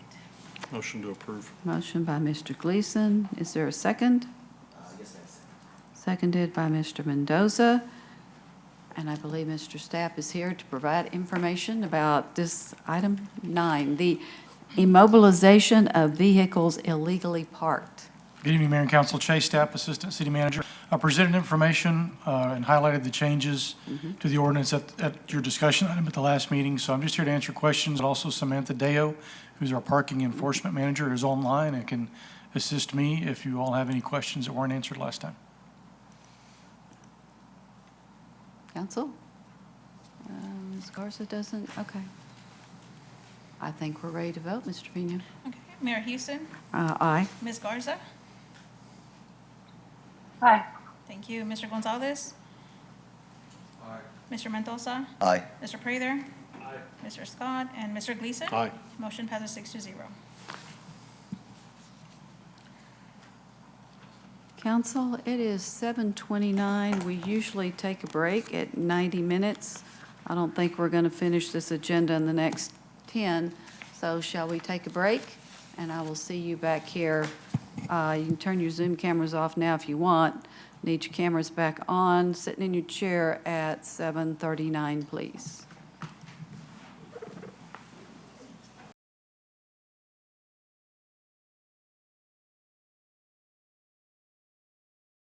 Break.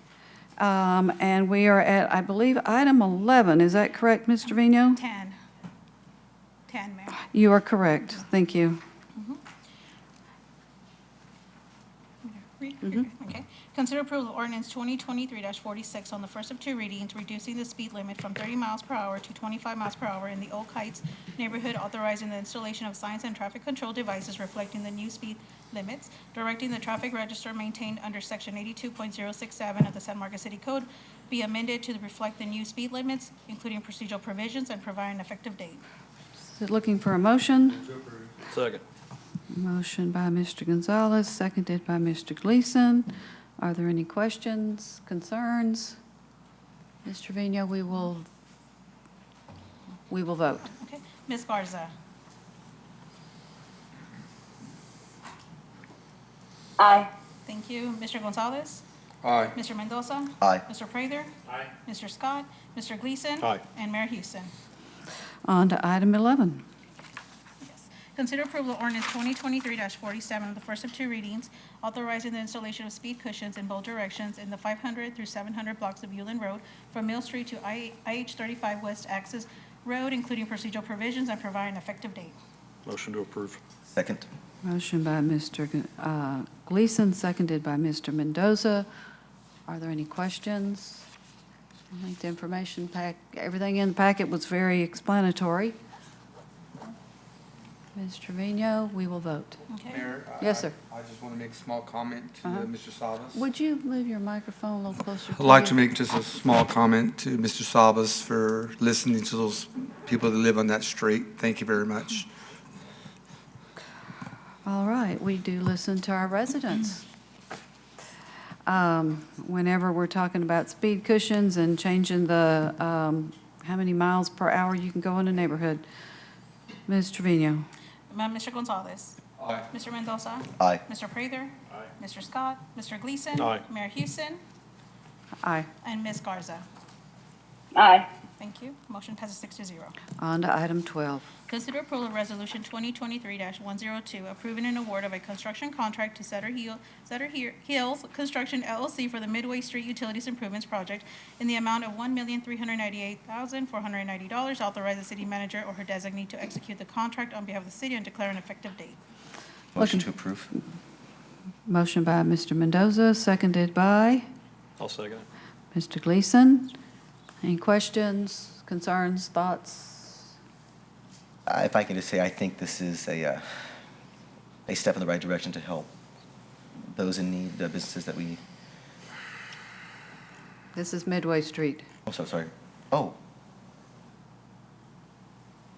utilities my improvements. apologies. Yes, Okay, ma'am. Sorry. we'll hold that thought for another Thank item. you. Sorry. All right, Wasn't that's fine. ahead. Ms. Trevino? Mr. Mendoza. Aye. Mr. Prather. Aye. Mr. Scott. Mr. Gleason. Aye. Mayor Houston. Aye. Ms. Garza. Aye. And Mr. Gonzalez. Aye. Motion passes 6-0. All right, on to item 13. Consider approval of resolution 2023-103R, approving an authorization of change in service to the contract with the Greater San Marcos Partnership to add services related to the startup and entrepreneurial business assistance through the Repairs Foundation in the amount of $250,000, bringing the total contract amount to $1,450,000, authorizing city manager or her designee to execute the appropriate documents to implement the authorization of change in services and declare an effective date. Seeking a motion. Motion to approve. Second. Motion by Mr. Mendoza and seconded by Mr. Prather. Questions, comments? Is now the time? Yes, thank you. You go Mayor. right ahead. I will say that I think this is a great step for our city to help with entrepreneurs and show that we do have faith hand these amazing citizens that have great ideas. And I think this is the step in the right direction. And just thank you for staff and GSMP for getting this together. I agree. Thanks to all who are bringing this together for us. And it definitely expands the scope of the partnership. You know, it's really about relaying partnerships, you know, governmental agencies, nonprofit organizations, businesses, you know, together we can get more things done. Good point. Thank you, Mr. Prather. Anything else? Ms. Trevino will vote. Mr. Prather? Aye. Mr. Scott? Mr. Gleason? Aye. Mayor Houston? Aye. Ms. Garza? Aye. Mr. Gonzalez? Aye. Mr. Mendoza? Aye. Motion passes 6-0. And Mr. Prather, I don't think your microphone was on when you voted. Aye. Thank you. I've been watching some of our council meetings, and I'm noticing that I don't notice it here because I can hear you, but when you watch the meeting and hear it on tape, you can't hear everybody every time. So thank you. Item 14, Mr. Trevino. Consider approval of resolution 2023-104R approving the allocation of up to $3,398,070 in the funds received by the City of San Marcos under the American Rescue Plan to support the recovery of the community and declare an effective date. Looking for a motion. Motion to approve. Motion by Mr. Gleason, seconded by Mr. Mendoza. Are there any questions on item 14? I don't have questions, but I do have some comments and suggestions. Okay, yeah, I've each time when I look around, I look up to see if your hand is up, so. Oh, sorry about that. That's okay, go ahead. So let me get my notes real quick. Give me 1 second. I also want to make sure I'm not like yelling into this. Can y'all hear me okay? Yes, barely, but. Okay. I'll move the phone closer to me. So specifically on this item, there's a blurb that says, this funding is covering the comprehensive needs assessment with a focus on resolving gaps in assistance for homelessness, non-homelessness, and funding for programs based on the needs assessment. So my question to staff is, what needs assessment? Is it the homelessness needs assessment, or is that the community survey? Hello, Hayden Eagle, Administrative Services Manager. Yes, it's the homeless needs assessment, and council is scheduled to get a presentation on that. I think we're scheduled for your next council meeting. Any other So that's questions? like the more, that's the more broad one, right? Not the one by the university and this, like their sociology department? Correct. Okay. So then I guess can you specify like, let me see. Like, can you elaborate on the assertion that this is based off of those assessments and give like specific connections to the assessment? Because I'm just like trying to make the connection as to how this is related to that. The projects. The connection to what might come from the homeless needs assessment? Right, so you said this funding is covering the comprehensive needs assessment with a focus on resolving gaps in assistance for homeless and non-homeless and funding for programs based on the needs assessment. Yes, ma'am. So we anticipate that homeless needs assessment will identify certain organizations or certain areas where additional resources would be beneficial. And that's what we're setting aside this funding for. So this gets a little complicated. We originally had a certain amount set aside in our coronavirus relief funding, which was the freed up general funds. In order to fund the sprinkler upgrades for both the VFW and Cuauhtemoc Hall, we put that in the CRF funding. So we needed to, didn't want to take away from that amount that we were setting aside. So that is what this placeholder for funding for the needs assessment is. I was really hoping not to have to go because it is. And the reason that was done is because of sprinkler upgrades, we weren't sure if that would be applicable through the ARP funding. Right. It is through the freed up general funds, we can do that. Right. Okay. Oh, gotcha. Okay, so I guess I would use overall like blanket statement that all of these items were based off of that. So that blurb in the packet is specific to what you just mentioned and Yes. not Yes. what led to, okay. That's correct. It's only for that for that amount of funding. Gotcha. Let me see what else. Okay, awesome. Yeah, because I just didn't want to mislead the public. The community survey that I was thinking of, which is how I read it, which is what some of our neighbors understood when they read it, they were thinking of the community survey and the homelessness assessment that listed critical relief services and housing solutions as like necessary. And then so I just wanted to clarify that. But also on that note, I understand the nature of government majority rules, and this council did not agree with my stance that we should use ARPA funding for more services that help meet our neighbors' direct needs. I just wanted to put that on record. I am going to be supportive of not all of this. I mean, city parks and availability of paths and walking trails were rated excellent or good from 7 out of 10 of our residents. So they're already fine with them. What did rate poorly was overall economic health and economic development, with just 4 out of 10 positive ratings, which is lower than national average. There's just a lot to be desired here. Other communities funded violence prevention programs, like really, really creative, and from what I can see, effective violence prevention programs. So I'm just wondering if there's any possibility of maybe reducing something that's listed here and kind of just like setting aside money for the potential to explore violence prevention programs. To explore what kind of programs you kind of cut out there? Violence prevention programs. So this is kind of another, I guess, part where I feel a little bit disappointed. Time and time again, we're hearing that we need to focus on public safety and increase in violent crime, alleged increase in violent crime. Yet we didn't get any recommendations to use ARP funding on anything that directly reduces violent crime. When you look at write-ups such as the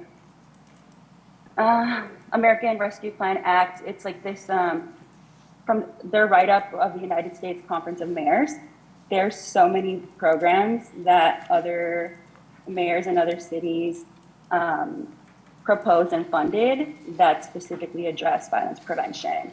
And we didn't see anything like that proposed by staff. So yeah, my question is there room right now to rework these numbers?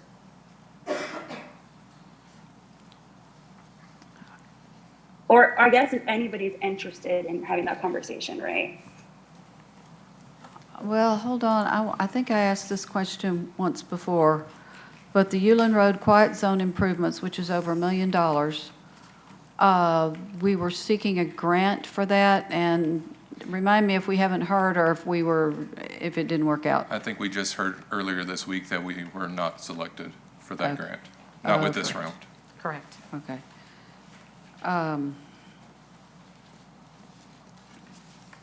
I've got a problem with spending $1 million out of this money for that and have all along, but here's where we are.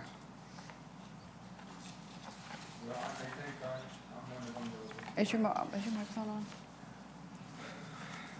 Thank you, Mayor. I'm one of them that was in favor of it, and the reason I was in favor of it is there's still plenty of young children in that area. They're trying to sleep, and that train keeps going by and honking that horn.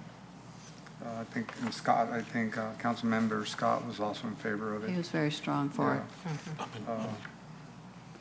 I see where you're coming from. It's spending it out of this money. Yeah. But of course, if we don't spend it out of here, it's got to come out of general fund, and that's a big hit to the general fund too, so.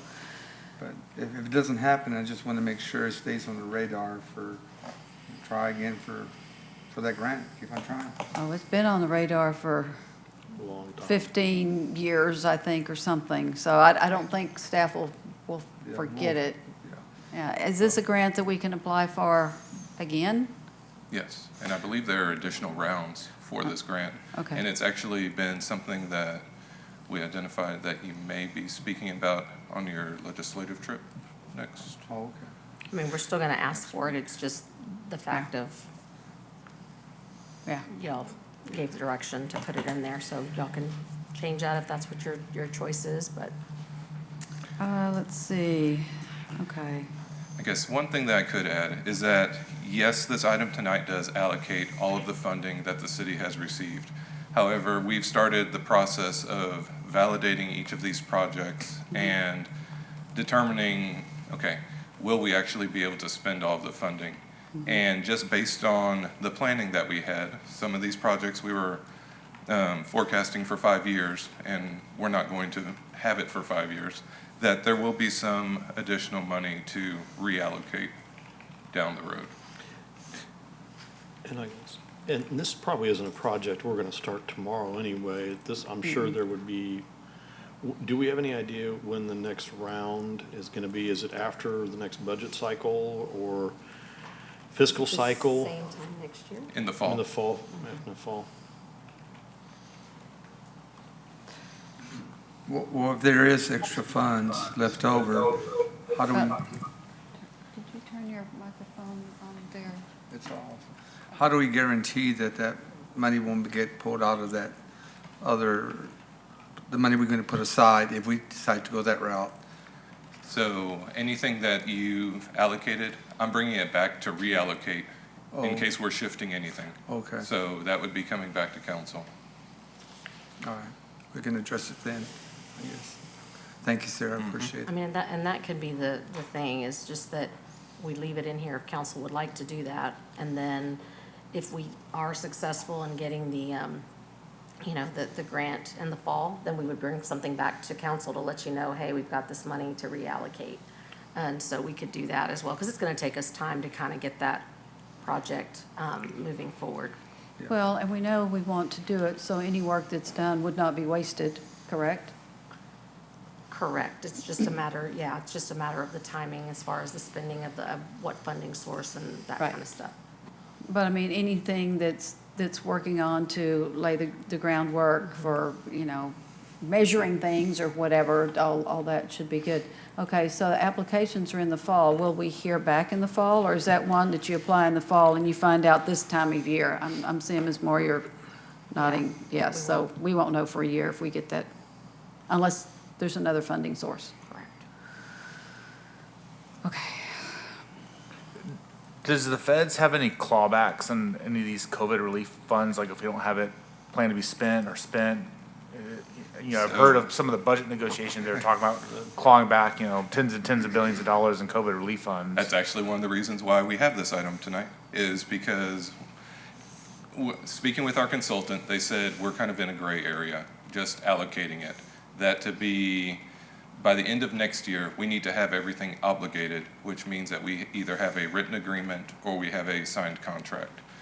So yes, by the end of 2024, we need to have all that squared away, and we have, it's 75 projects altogether that are funded out of ARP. That's why I said, as we go through our evaluation, there will be some funding that is freed up in some areas and additional funding that might be necessary for others. Okay. What's interesting is, there's an infrastructure improvement, and, the railroad quiet zones, it's $1.3 million. But it's for using COVID relief funds that typically you think, was used to help provide assistance, things that Councilmember Garza was saying that she wanted to have more of those funds. But we just approved $1.4 million in utility infrastructure improvements on Midway Street, without even batting an eye, really. But my main concern is, how are we going to start getting this money out the door before the feds say, you didn't spend it? The emergency that this was used for is now getting in our rearview mirror, And I just want to make sure we're getting these funds out and we're not losing funding opportunity sources. So we've discussed this before. $1.3 million, I know that could be a lot to help out with housing assistance. So I'm torn, but I just want to get these federal funds out the door as soon as possible. May I add something? I was just going to ask you I'd like to get some concreteness to some of your suggestions, Ms. Garza. So that's the thing, like, when it comes to like concreteness, there's a lot of different ideas. It's just like sitting down and like prioritize. If I didn't go and do like a very deep dive when it comes to the specifics of the programming, I do have like notes again from that document that I cited. And it appears to me that we can make them work. So there's like violence prevention programs that focus on like youth programming, anti-violence programs, direct violence interventions that are community-based. And it seems that our community has the infrastructure to spearhead those, like with the Youth Services Bureau and different organizations like that. Each of these programs, like in this report, it's listed what city it is. So it's just a matter of reaching out and seeing like what are the details and what's feasible. And then what else did I have it in black?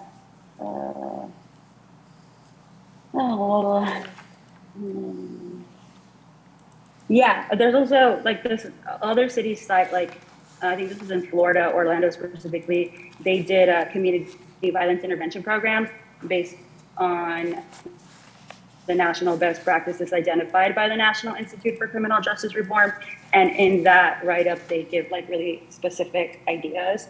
But again, I didn't go and drill down and do a deep dive just because I didn't know how palatable this was going to be for council. All I have to say, there's quite a bit of community-based violent intervention programs that could be a good fit for our community. That's really all I got. Oh, I'm just kidding. There's other things. Hold on.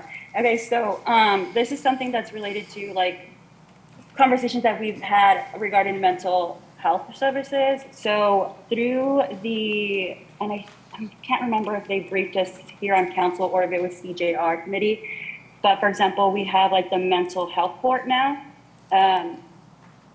I came to find out that they don't have fundings for things like rehab services, right? And so we always talk about these needs, right? Like we recognize that there's like a mental health need for folks and that we're using like beds at the jail in lieu of directing them with services. But that's like another idea of like, it's an example of related to homelessness and violence prevention. If we can support funding for things like that through the mental health court. Do you see what I'm saying? Like, it's just a matter of getting creative, but we were never given any options like that. So in Tranche 2, there was funding set aside for a mental health clinician collaboration. And that was submitted through the police department. Right. It's still kind of unclear to me how that is like super heavily rooted in violence. I mean, yeah, in violence like prevention. But I do think that was a step in the right direction. But just given that, on that note, mental health is such a big need, it's just interesting to me that we're not seeing like more recommendations for that, given the unique availability and opportunity of this fund, right? Like when else are we gonna have opportunity to use that? We could probably figure out other ways to pay for like city park improvements or like, you know what I mean? Like, or other things, but specific to these other things, I always ask like, why don't we have more of this and this and this? And it's always like, oh, we don't have money. So it's like, well, we have money now, so. Well, one of the things I'll say about some of that is if we're talking about the jail and other things, that's county responsibility, and they received, and these are American Rescue Plan dollars, I don't know what, if any, dollars they have put toward that effort, but the jail is the county responsibility, not ours. And, you know, I'm interested in looking at what we can do in the city of San Marcos, but not for the jail, because that's, I can't do that. Yeah. Not that Right. it's Well, not I needed, will- and not that I don't agree with you, but I don't think city dollars, I don't know if they can, I don't think they should go. Right. So I couldn't support that. I can, right. That was just like an idea I was throwing out there, but I can see if I can find some of the examples of how there has been like municipal and county partnerships across the state of Texas to, obviously we're not trying to find everybody, right, who's going through those type of courts. It would just be for San Marcans, but maybe for a future conversation, I can bring that up and talk about that during CJR. So I just don't want to like shut down that conversation without knowing Well- for sure. Well, and we meet tomorrow.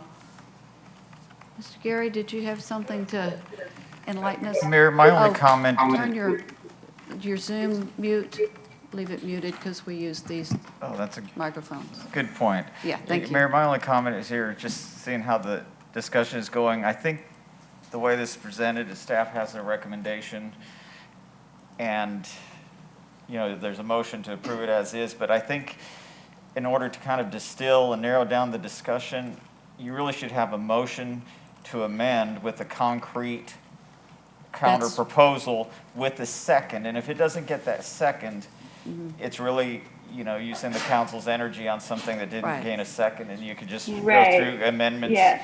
Just kind of like we do with the CIP project. exactly. Just a suggestion, Mayor, but it's. No, that's where I was trying to go, is to That- get yes, and that was something following with, up on with your numbers on it. Because without that, we can talk about this all night, but we still haven't gotten where we need to go. So, Ms. Garza, I'm going to give you a couple of minutes to think on that one. Mr. Mendoza has a Yes, thought. thank you, Mayor. So if this is one-time funds that we're getting from ARP, this isn't, oh, I'm sorry, there we go. Are these funds, I guess I'm confused here, are these funds we're going to be getting every year? No. Okay, so if we do start a program like violence awareness or programs like that, this is just starter money. We can't support those programs with this money any longer. So that's my concern, is if we give money to a program we're trying to start with, what happens if we don't have funds for this any longer, and we have just unfortunately given money to a program that's not going to see any return for Right, us? yeah, these are one-time expenses Yes, that ma'am. we're talking And about that's on my here. concern. Ms. Garza has fantastic ideas. She I does. just don't know how we can fund this with this money. Yeah. Mr. Gleason, did you have something? Yeah, just, you know, there is somewhat of a time crunch on this, and Yeah. I do think we've tried to really balance the need for hardening infrastructure, shovel-ready projects, giving money to nonprofits and to support agencies.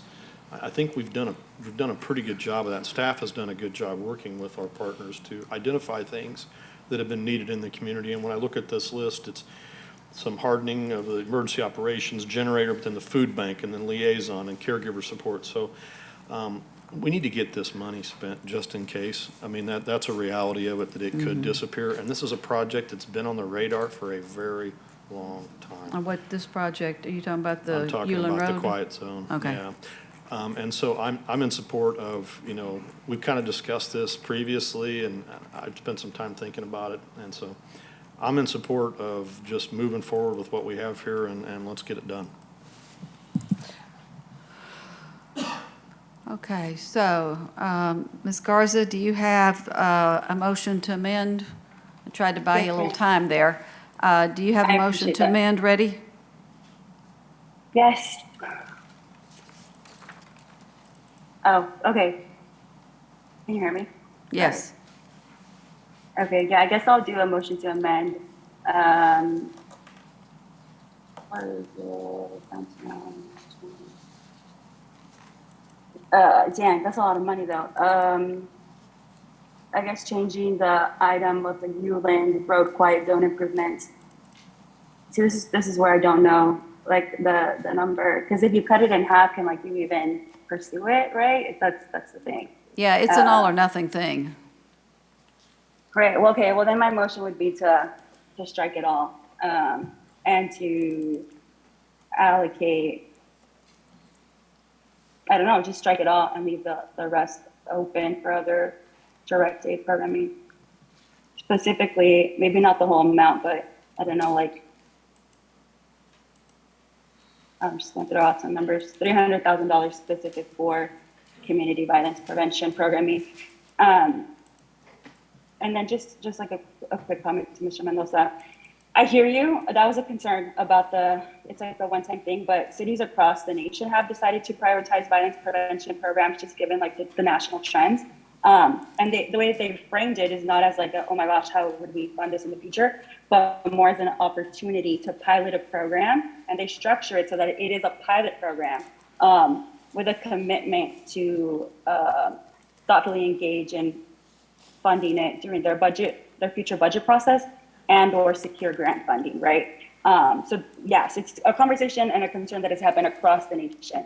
But you'll see that a substantial amount of cities still proceeded with it just because violence prevention is that important.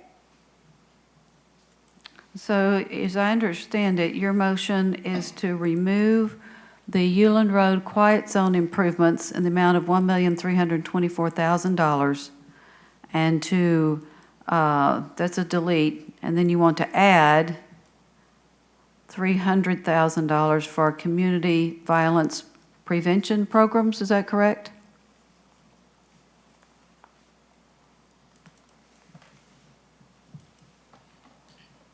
Yeah, I wish it wasn't like a whole like all or nothing thing, but I don't know how else to do that. And what about the rest of the $1,024,000? I honestly don't know. Okay. Well, we've got a motion from Ms. Garza on the table to remove the Euland Road Quiet Zone improvements, $1,324,000. That's a delete, and then to add $300,000 for a community violence program, and I'm looking to see if there is a second.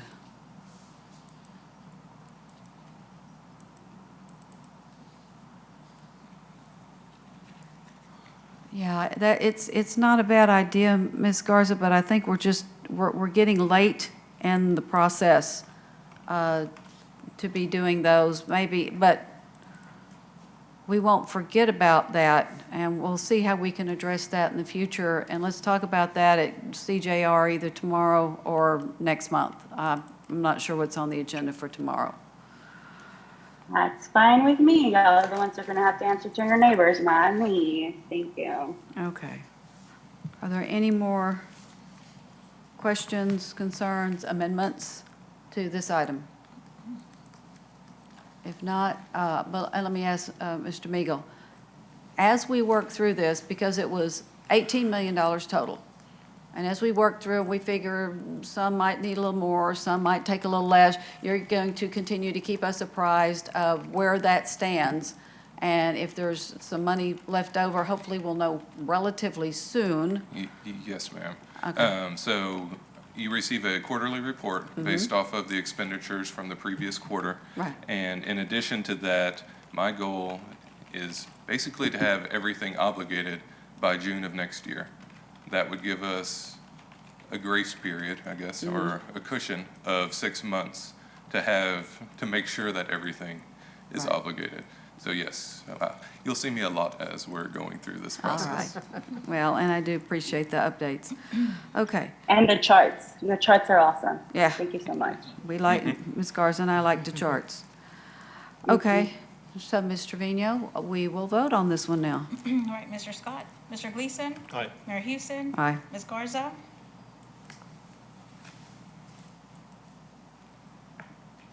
No, I'm sorry. Oh, I just also wanted, for the record, I support almost everything except for park improvements and, well, you know what? It's just going to be a no. I think most of it should be going to other services. Thank you. Mr. Gonzalez. Aye. Mr. Mendoza. Aye. And Mr. Prather.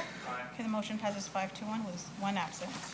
All right. So, on to item 15. Consider approval of Resolution 2023-105R, authorizing proceedings with issuance of certificates of obligation, further directing the publication of notice of intention to issue City of San Marcos, Texas combination tax and revenue certificates of obligation for certain projects for the city's water and wastewater system, streets and transportation facilities, airport, park and recreation facilities and improvements, technology infrastructure and facilities, public safety facilities, stormwater management system, and electric utility system, in the amount not to exceed $32,700,000. All right. I'll need looking for a motion and a second to get this properly on the floor. Motion to approve. Motion by Mr. Gleason, seconded by, I'll second it. Welcome. We're good? I was just checking, are you here for questions? No, I'm good to present the item. Oh, okay. Okay. The resolution before you, I'm sorry, Ismael Garcia, the Assistant Finance Director. The resolution before you is related to the presentation you received today earlier, related to the CIP project list that y'all were reviewed and detailed. With me today also is Dan Wegmiller, our city's financial advisor, if you have any questions related to specific to the issue. Again, it is 32.7 million in certificates of obligation, and it's a resolution, the intent to issue the debt. Here for any questions. Council, we got detail, and staff is generally got things lined up, ready to spend the money. Otherwise, those projects were deferred if we aren't. So this is where we are to keep services running to our community. Are there any questions, further questions? We had a pretty good discussion at the work session. Ready to vote? Ms. Garza? Okay. Mr. Trevino? Mr. Gleason. Aye. Mayor Houston. Aye. Ms. Garza. Mr. Gonzalez. Aye. Mr. Mendoza. Aye. And Mr. Prather. And Mr. Scott. The motion passes 6-0. What did we hear from Ms. Garza? She Sorry, gave her thumbs up, yeah. Okay. Yeah, I did Thank the you. thumbs up. It's hard for me on this device to like go back and forth from you, but yes, the yes. Okay, sorry, I was looking down at what I was writing. All right. Thank you for being here. Item 16, Consider approval of resolution 2023-106R, approving a contract for election services with the Hayes County Elections Administrator for the provision of election services for the city's general election to be held on November 7, 2023, and if necessary, a runoff election to be held in accordance with state law, authorizing the city manager or her designee to execute the contract on behalf of the city and declare an effective date. looking for a motion. Motion to approve. Second. Motion by Mr. Gleason, seconded by Mr. Mendoza. Any questions? I think this is our standard. No questions from Ms. Garza? Let's vote. Mayor Houston. Aye. Ms. Garza. Okay, thank you. Mr. Gonzalez. Mr. Mendoza. Thank you. Mr. Mendoza. Excuse me. Aye. Mr. Prather. Mr. Scott and Mr. Gleason. Aye. Motion passes 6-0. All right, and item 17. Consider approval of resolution 2023-107, approving a joint election agreement between the city of San Marcos and Hayes County for the holding of a joint election to be held on November 7, 2023, authorize the city manager or her designee to execute the agreement on behalf of the city and declare an effective date. Looking for a motion. Second. Motion by Mr. Mendoza, seconded by Mr. Gleason. Any questions? I'll be abstaining. Okay, and you'll be abstaining, why? Due to employment with Hayes County. All right. Questions, concerns, thoughts? Mr. Trevino, we will vote. Okay, let's see, Ms. Garza. Okay, thank you. Aye, sorry, aye. Thank you. Mr. Gonzalez? Aye. Mr. Mendoza? Aye. Mr. Prather is abstaining. Mr. Scott and Mr. Gleason? Aye. And Mayor Houston. Aye. Okay. All right, next is item 18, Mr. Trevino. All right, consider approval by motion authorizing negotiation of a development agreement with the Las Colinas LP or the owner of approximately 81.082 acres of land in Hayes County, generally located between I-35 and Old Bastrop Highway, and approximately 850 feet west of intersection between Old Bastrop Highway and Esplanada Parkway, and consider appointment of the City Council Committee to review the development agreement if desired. Okay, motion to get this on the floor. So moved. Motion by Mr. Gleason. I'll second it. Ms. Hernandez. Yes, ma'am. We are here this evening to ask City Council if you would like to initiate negotiations for a development agreement with the applicant. There is a copy of the applicant's proposed development agreement in the packet for you, but we are not approving that this evening. It's just there because they submitted it with their application. Staff has not reviewed it. We're just waiting for y'all to make your decision. Hayden, if you want to switch 2 slides ahead, the decision today is, do we want to negotiate, and does council wish to appoint a committee to conduct those negotiations? I think that if we're going to work on this, we ought to have a council committee to do so. Anybody else think we ought to have a committee? I agree with you, yes, ma'am. Okay, you're a yes. I see a yes, yes. I think I'm seeing a yes, Mr. Prather. I'm a yes. Mr. Gonzalez is a, yeah, he's okay. So what we will need, I guess, Mr. Gary, do we need to do 2 separate votes? One to say we want to authorize negotiation, and then a separate vote on who's going to be on the committee? If you'll advise me on that, please, sir. We don't do this terribly often. I think you could do it in one action. Okay. I guess the only issue is if there's disagreement on one part of the motion, the whole motion would die. But if you think it's likely that the council will come to a consensus, one motion would cover it. Okay. Well, we'll stick with one motion for the moment, and so I think the big question is who's going to be on the committee? And I will say that I believe I need to be on the committee because I've already had discussions with the applicants about the development in general. We met early on in the process, which is not unusual, but in order to make sure we don't have me as the 4th and 3 other people discussing it, I think I'm going to need to be on the committee, so I'll volunteer. I'd like to volunteer also. Myself. If my colleagues, and Mr. Prather. We have a volunteer from Mr. Mendoza. We have a volunteer from Mr. Prather. I don't even see Ms. Garza on screen. She's not able to participate in the rest of the meeting. She apologizes. Okay, all right. Well, I hope everything's okay. So we have 3 volunteers who didn't have to be voluntold, and okay. So it looks like we have 3. The most that we can have is 3.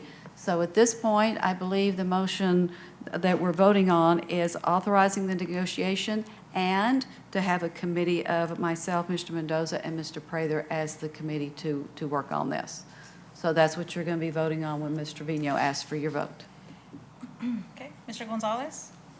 Aye. Mr. Mendoza? Aye. Mr. Prather? Aye. Mr. Scott? Mr. Gleason? Aye. Mayor Houston? Aye. And Ms. Garza? And she's Motion. not available. Right. Okay. All right, so we have now taken care of number 18. Next is item 19. Consider approval by motion of amendments to the council committee rules of procedure to, among other things, change the process for allowing subject matter experts to participate in meetings and provide direction to the city manager. All Motion to right. approve. Thank you. Motion by Mr. Gleason, seconded by Mr. Prather. And I'm sure you saw what was in the document. This is what we talked about last time. I think I made one additional change. I think we had said we want the name of the person.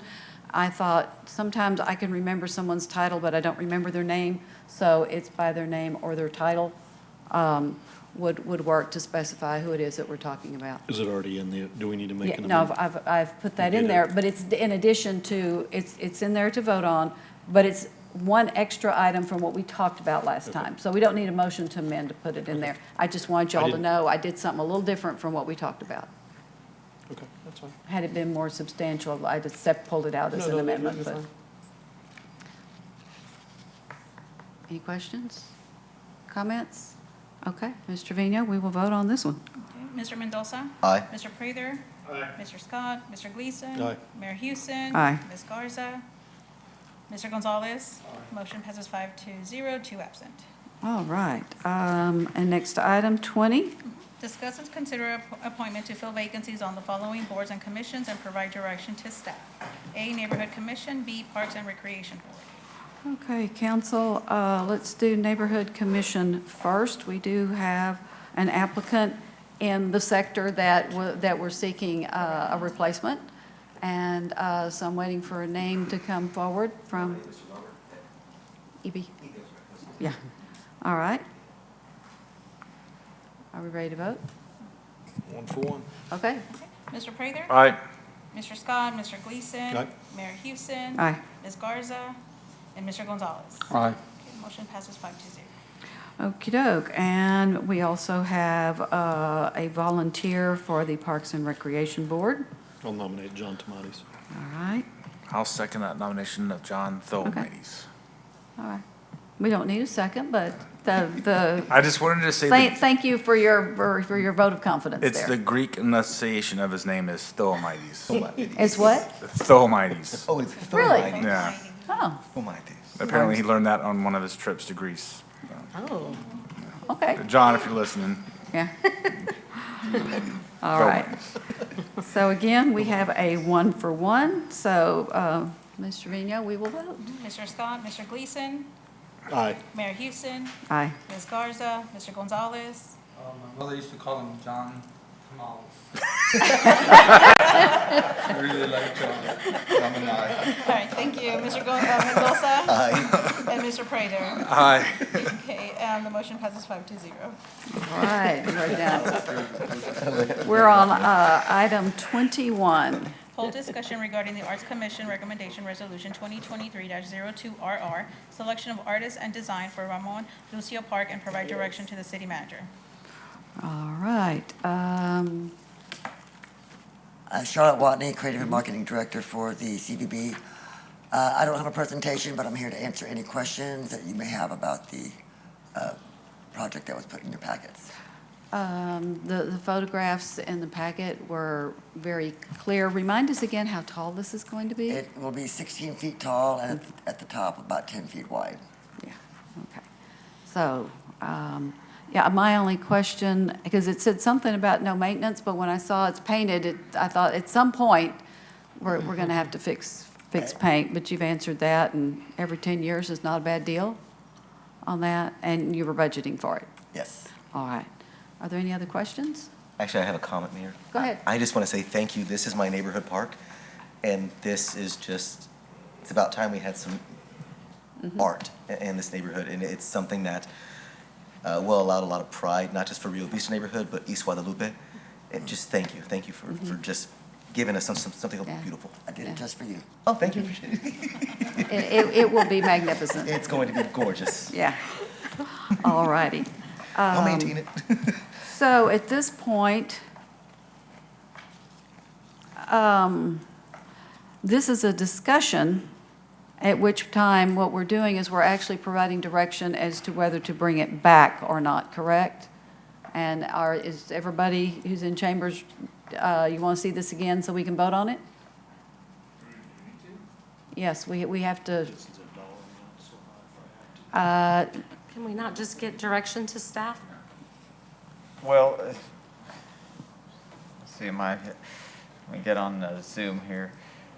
My understanding, and it's been a few months, was that the way the recommendation resolutions from boards and commissions worked out is it gets on a council agenda, and if it gains traction, then there'll be a formal action at the next meeting. It's usually been a two-step process. Okay. And Yeah. that just, it's really, when it gets on the agenda, it's because a council member sponsors it, as we'd like to get the council's buy-in on this. Yeah, we sponsor the resolution to come to council. That's correct. Yeah. And then if everyone thinks, yeah, we kind of like this, let's bring it back for a formal vote at the next meeting. Yeah. So it's kind of like the council discussion process, Okay. similar to that. Okay. Okay, So well- direction to staff wouldn't work on something like this then, from what I'm hearing from him? Okay, but the direction is actually going to be bring it back so we can vote on it, and I think everybody liked it, so I think. Just, uh, we'll bring back a resolution, yeah. It could come on non-consent, I guess. Yeah.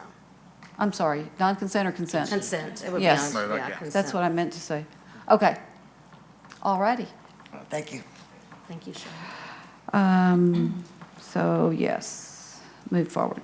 Now we're on item 22, Ms. Trevino. Hold discussion regarding the Parking Advisory Board Recommendation Resolution 2022-01-PAB, amending to Chapter 82, Traffic and Vehicles of the San Marcos City Code regarding parking and transportation demand management, and provide direction to the city manager. And we have staff to come in and help us with this one. Yes. Good to see you. Hello, Mayor and Council. Thank you for having me tonight. I am Amy Cogdill. Before we get into our discussion tonight, I wanted to quickly introduce Charles Campbell. He is our Multimodal and Parking Initiatives Manager. So in the past, Mr. Benyon and myself have served as the liaison for the Parking Advisory Board. We're going to be transitioning that role over to Charles. So in the future, you may see his face. So for now, we're going to get into tonight's discussion, which is the recommendation resolution 2022 from the Parking Advisory Board. Next slide. So the purpose for the presentation tonight is to provide a background, present proposed new sections to Chapter 82 Code of Ordinances, present proposed revisions to existing Chapter 82 Code of Ordinances, and request council direction. Next slide. So before we really get into the recommendation resolution, I wanted to give a brief history on the Parking Advisory Board. So in June of 2018, City Council approved Resolution 2018-117R, which is the Kinley Horn Parking Program Framework Plan. Within this plan, it was suggested to impanel a Parking Advisory Board.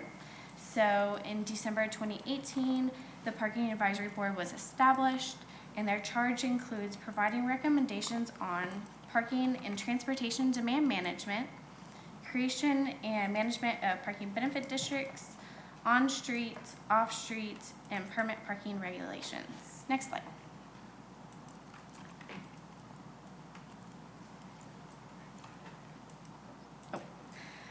So now background of the recommendation resolution that we're discussing tonight.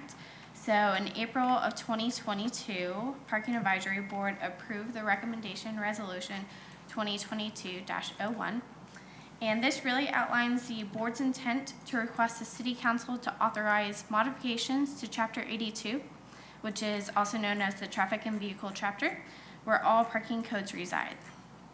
In June of 2022, the Parking Advisory Board approved recommendations for the revisions of Chapter 82, and we'll kind of go further into those. Next slide. So the recommendations can really be divided into two separate sections. So the first section that we'll talk about tonight are new sections to the ordinance.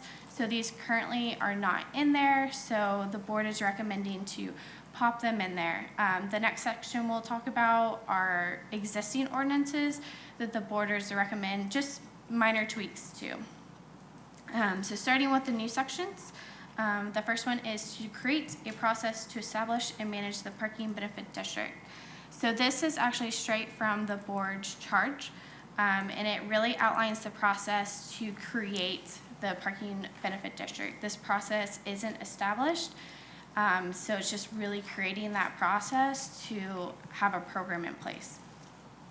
The second is establish and manage a parking mobility fund from parking benefit district revenues. Again, this is straight from their charge. This really, again, it's not something in place. It's something that needs to be in place if we have parking benefit districts, and so it's creating and managing that process. 3 is reference Parking Advisory Board in Chapter 82. It's currently referenced in the Boards and Commissions chapter. Next slide. Continuing with new sections, 4 outline the process for automatic cost of living increase to citation fees. So what this means is instead of the board frequently coming to council to update parking fees, it would automatically increase every so often, like every 3, 5 years, whatever that time frame may be. So rather than having to come and ask for it, there's an automatic increase. Sorry, there's a bug. There's an He was up here earlier. Okay. There's an automatic increase to the parking citations. 5 is to create an amnesty and incentive payment program. So what this is essentially rather than going to municipal court and only having the option to pay for your citations, there would be like kind of like a fee in lieu of options. So that could be volunteering, donations, so just any alternate to paying for citations with cash. And the final new section would be authorize the parking manager to establish fees. This is also known in the industry as dynamic pricing.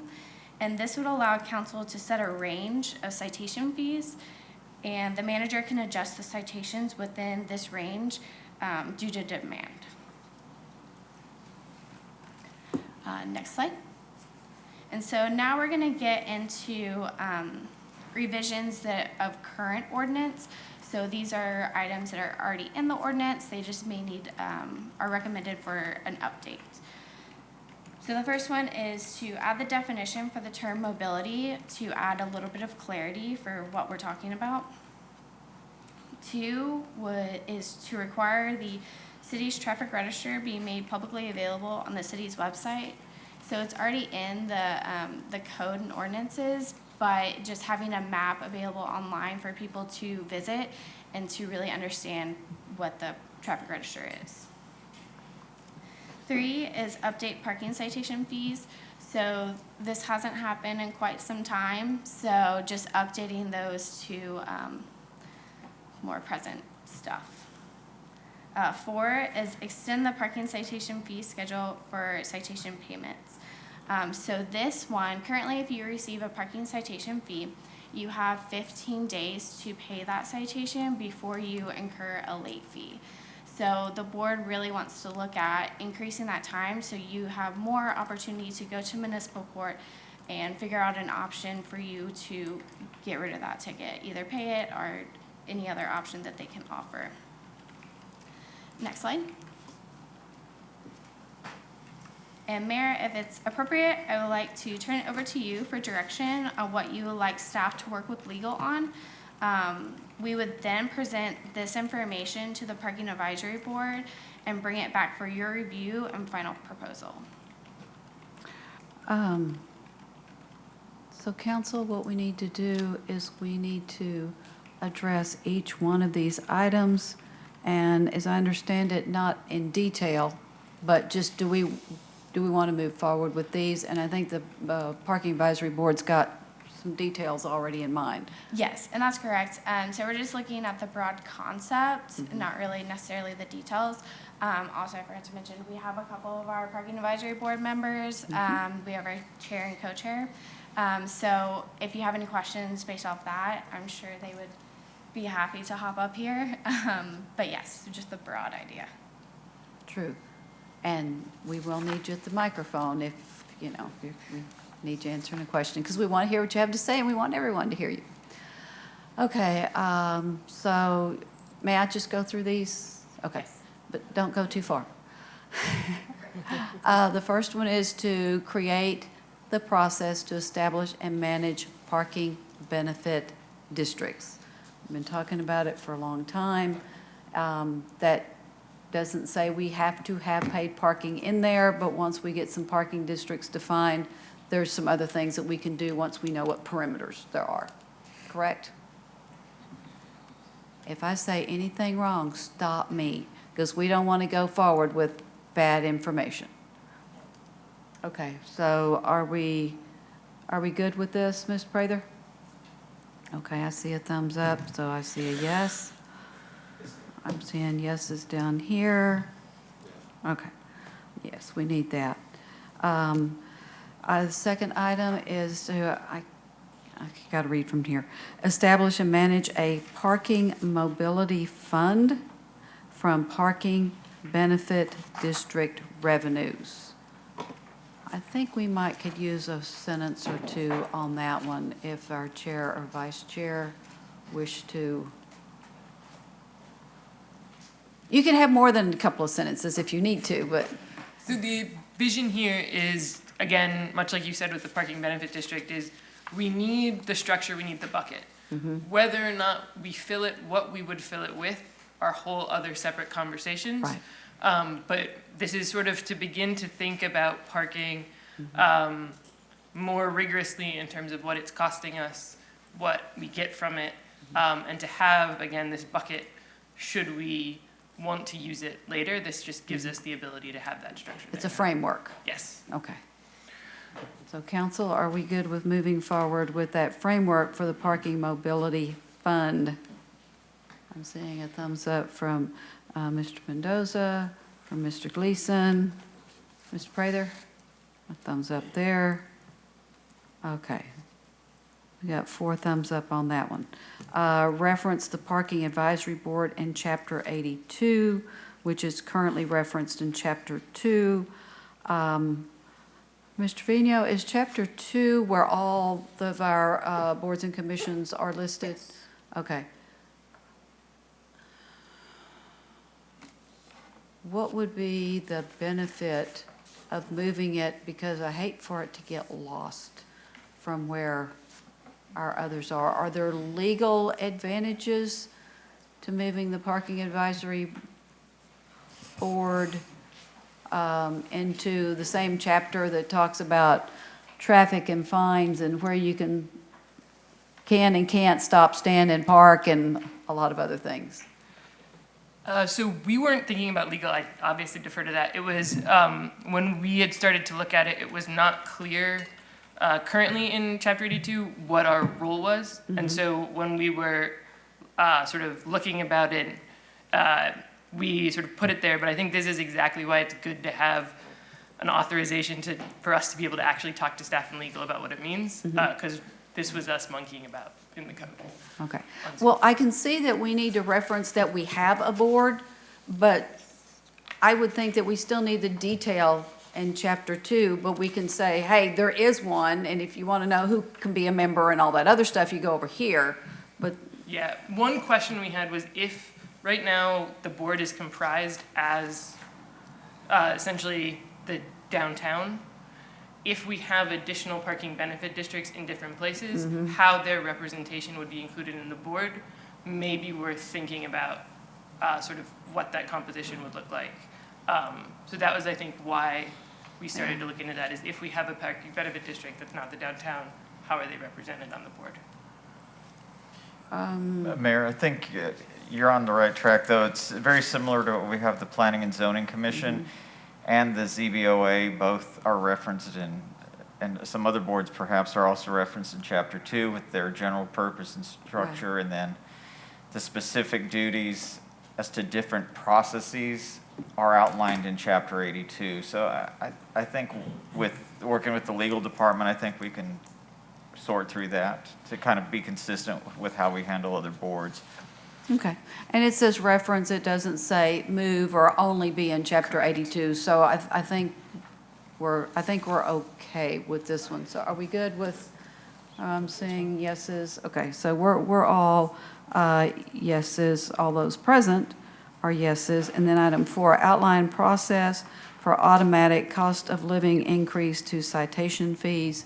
And I think, Ms. Reyes, we did this for parks fees at one time, because I remember we didn't include the round up to the next dollar. And so there were some things at the activity center, your dues were something in 43 cents or something, and we needed to fix that. So could we, whatever structure we've got and the percentage and things that we use standard, could it be across to this? Maybe Yeah, I should ask I Mr. think- Aguirre that. I don't want multiple systems and different ways of, you see what I'm saying? Right. I want to make it simpler for y'all. Well, and, yeah, go ahead. Well, I guess it's also a function of what are they actually proposing. We may need a little Yeah. detail on that. So we Well, I understand. think our parking fines have not been changed since 1970. Since before I was born. That's definitely true. Yeah, I think 1974-ish. Something like that, yeah. Yeah.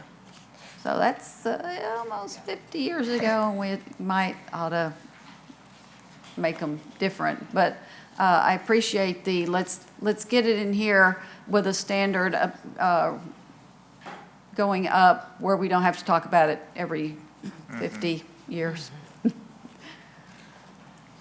can show you what we looked at if that helps, but it was essentially just an automatic increase every 3 years, rounded up to the nearest $5. Okay. Y'all good with that? Trying to keep up, Mr. Gonzalez? The concern I have is not everybody gets a cost of living increase. And I think we maybe got to spread it out a little bit further, maybe every 7 years, and see what happens, because the economy's not doing well, and I don't see it getting any better. But maybe expand it just a little bit longer, or extend it.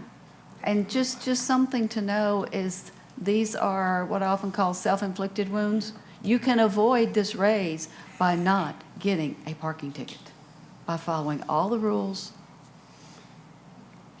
I just got to throw, this isn't like it's a tax that people are going to have to pay, is the point I'm making on this one. Right, right. And how much is it charged now? 25? I think it's $25. 4 tiers. 20, just 20, just 20. It's $20. I haven't incurred this yet, so $20. I think the point on this is certainly as we bring it back, we can bring the details to you. Yeah. The point is putting in a process, do you want to put in a process for an automatic increase versus a more, step-by process where after so many years, the board comes back and makes a new recommendation. They'd still come back, but it just prompts a more automatic. So focus on the term automatic process, and then we'll come back with some options on how that automatic process could be implemented. Because council sets fees, right? So we would have to bring it to council anytime there was an increase. Yeah. And this would be an automatic increase without bringing it to council. Which is what each we're time. doing with some of our other fees. Yes. And we started that 3 or 4 years ago, I think. On some of them, but like on your development fees and things like that, we've been doing reviews. Right. And then we bring them to y'all. The bigger fees have been coming to Correct. us, the lower fees, Correct. not so much. I'll weigh in on this one. I'm all for the Parking Advisory Board discussing this and bringing a proposal. I may not support it depending on what comes up. Whenever we do these automatically, there's really no chance for citizen input. And it does get discussed openly and publicly whenever we do raise these. And I know they're self-inflicted. But if you're somebody that works downtown, all of a sudden it goes up from $20 to $25 or something, it's just something I think there should be maybe a potential chance for citizen input. But I'm all for the Parking Advisory Board bringing a proposal forward. I have some reservations about the automatic. Okay. I'm for the parking fees and some type of automatic trigger to potentially raise those if there's, Yep. All right. Incentivize new citation payment program. So the idea here, and I think this speaks to not everybody gets a cost of living increases, particularly as you guys now passed the new booting ordinance, we are hoping that we go up from the 30% of people who currently pay their tickets. But we want to respect that not everybody's able to do that, and some folks may be coming in with quite large balances. And so the idea is, can we create some sort of payment, things in lieu of payment, Okay. like community volunteering, et cetera. Okay. I'm all for this. I figured we'd all be good with that. That you definitely could have an issue where you have a bad month, get a couple tickets, all of a sudden you Yep. realize, but I can go do some volunteering next month. And as long as you set it up, and we did discuss, there was one thing that Ms. Cogdill brought up about the 15-day delay to a potential time. So in the booting, we have a 15-day time frame to have that set up. Are you looking at going past that 15 days to set something like this up? And would that kind of contradict the enforcement mechanism that we talked about in that 15 days? I think that would fall in line with one of the on the next slide, there's like the next ones, but extending the parking citation fee schedule for citation payment. So extending the opportunity to go to municipal court and figure out whether you want to do volunteer or if you qualify for that or whatever that might be. There's just more time to do that. So yes, extending that time. Yeah, and I'm all for that, but it was just in the ordinance that we were discussing for the enforcement, it did have 15-day time frame to set something. I'm just wondering if those two are going to be in conflict at all. Mr. Gleason, the booting activities would only occur, I believe, if there's 3 unpaid citations. So So they would that's the next step, right? Okay. So they say we go from 15 to 30 days on payment or setting up payment, then there'd be that additional time period after the 3rd ticket before they would boot. Okay. They just didn't want somebody to get caught up, oh, I have more than 15 days the last time I set the one up, and then they've got 3 of them, and just, I worry about the time frames not being exactly lining up. I'm okay with your explanation. Thank you. Yes, sir. Thank you. Okay, so council, are we, oh, we said we were good with that. I think we're on 6, authorize parking manager to establish fees, dynamic pricing. Now, I thought this was, does this have to do with paid parking? So this is more looking at citations, so offering like a range for the citation fee, and then the manager can decide what that may be.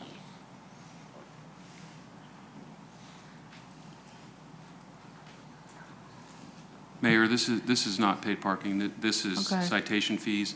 It's establishing in the ordinance a range for that citation fee, say Okay.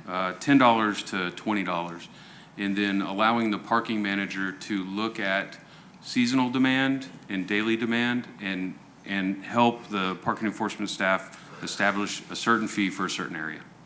It may be higher, say, on a high demand area, and maybe it's a lower fee on a low demand area. Okay, because the only time I've heard dynamic pricing used prior to today has always been on paid parking and what the fee to park would be. So this is new to hear dynamic pricing on, Related to your citations. related to citations. I would also add that I think when we were thinking about it, it wasn't just fees, but also authorizing the parking manager to, the kind of extending to 4 hours that you guys did on 6 blocks, that we could get to a point potentially where it might make sense for the parking manager to be able to, within some range that you set, adjust hours as well, if possible. Oh, If that's, legally possible. that's, yeah, because remember what we talked about, all the signs have to change, and there's a cost to that, and those kinds of things, and that's something we don't want to spring on the public.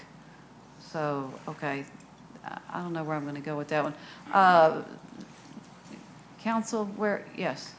Mayor, right now, staff is looking for your guidance on dynamic Just- pricing related to the citation fees. Okay. We'll discuss more with the legal team and with the parking advisory board about additional latitude for the parking manager as we move forward. Okay. But right now, that is not what staff is proposing for us to work on. However, we understand there's an Could interest from the parking See advisory it board. in the future, okay. Yes, ma'am. So this is, what's bothering me is the dynamic pricing, which sounds like it's going to change based on conditions. If the fees are different in different locations, but it's set that way and people know that's a little easier to buy than, oh, it could change at any time. You know, gee, I got a ticket for $20 yesterday and now I'm parked in the same place, or maybe it's between semesters or whatever. Something has changed and now it's a $40 fee.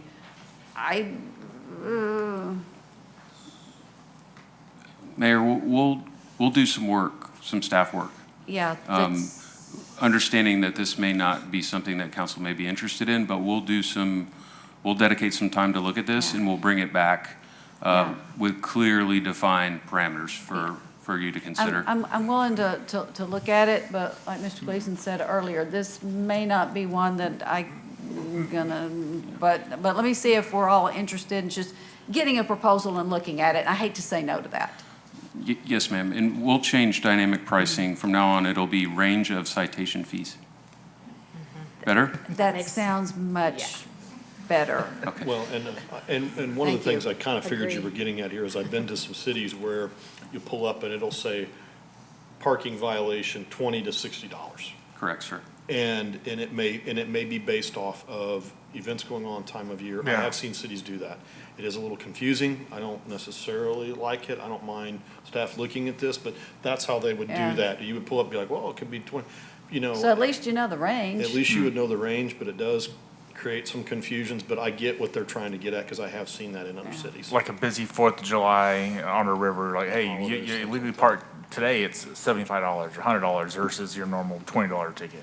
And what the proposal does is help people correct their behavior. Yeah. Right? Say a $20 citation fee hurts much more than a $10 citation fee, so it's a chance to try to, again, move towards corrective behavior. My concern is not what we're doing, it's to make sure that the public knows when they park, and if they choose to do something that's gonna incur a ticket, that they know what's coming. That's my concern, is we don't have things, such a moving target on all of this. But I'm willing to look at pretty much anything that y'all come up with, and then we have detail, and then we know what we're talking about. I would know what I was talking about. That would be good. Yes, ma'am. I would like to see the presentation on it. Are you good with? I'm good. It's not gonna hurt to look at it. Okay, all right. I'm So- fine for looking at it. I'm Yeah. good and supportive of it. I think correcting behavior and, with parking, yeah. Yeah, and just remember, if we're talking about citation fees, you can't avoid them. Yes. You can't avoid them. Okay, we could go to the next screen. I think we've got 3, 4 more questions. One of them is, should we add a definition for the term mobility? Yeah.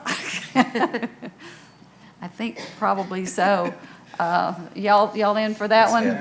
Yeah, okay, so we're good on that one. Require the city's traffic register to be made publicly available on the city's website.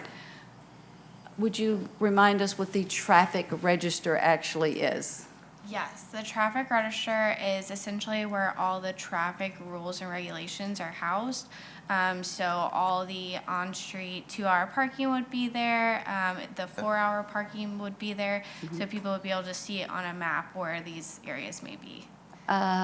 Does that include what the speed limit is in certain blocks and all those kinds of things that actually we have, it's just not available to the public at this point in time easily on the website? Yes, Is that ma'am. correct? And it's just hey, it is what it is, so why not let people know?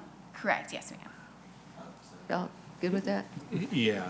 I'm good. I just don't see people going out other ways to do that. Well, I'm good. well, I will tell you. Well, if listen, there's 2, it saves an open records request. Well, I will tell you, I have used it in other cities, because I'll go and I'll be like, what are their parking rules? And they vary from hour to hour or location to location when I'm traveling.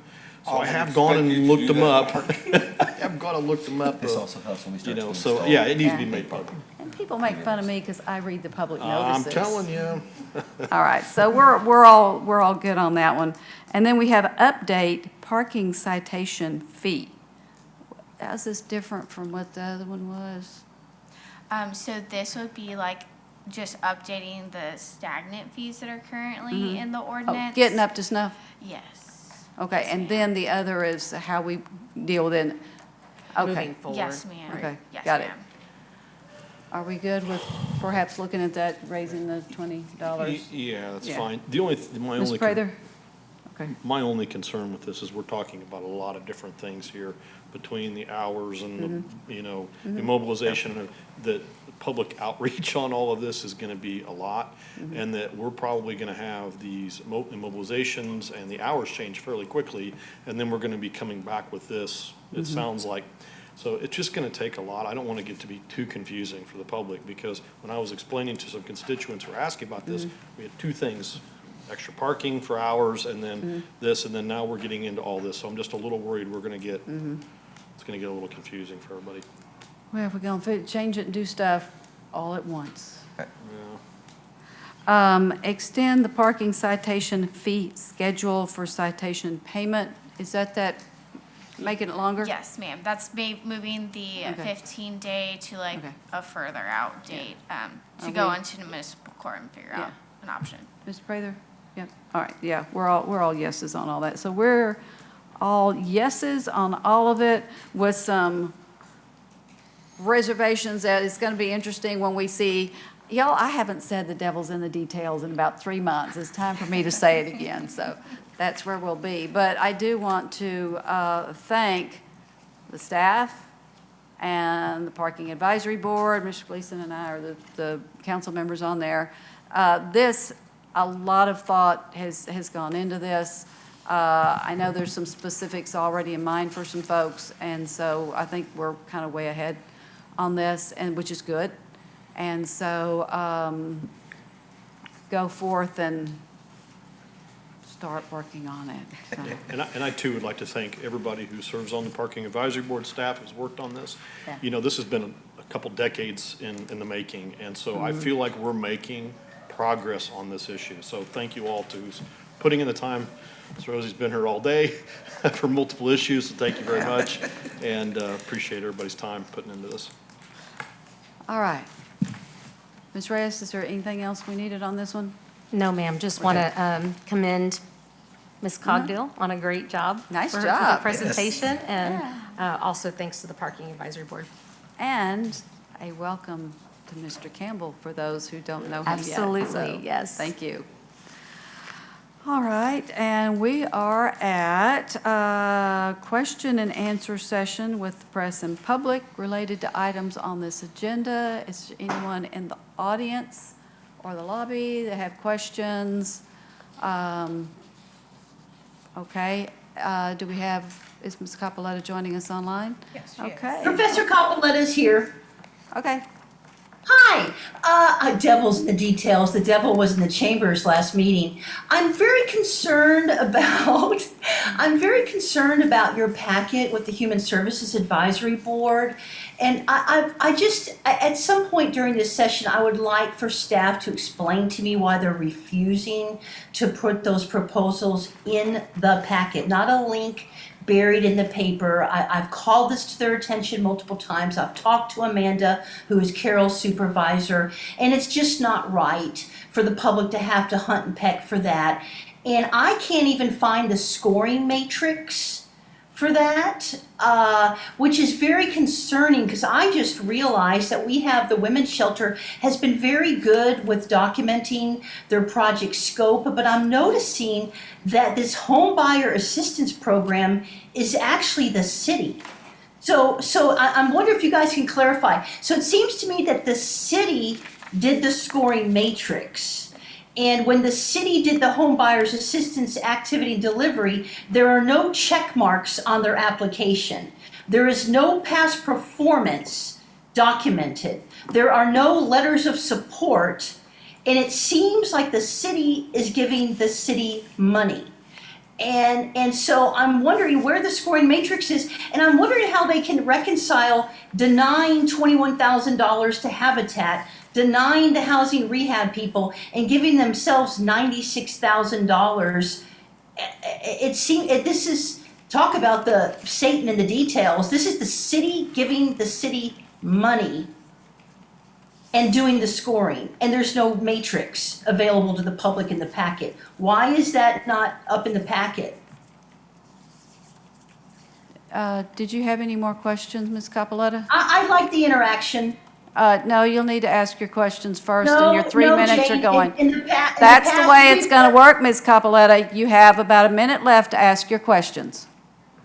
Mayor, in the past, we've had interaction. Are you changing the rules just to strike your fancy? Is there an official codified rule?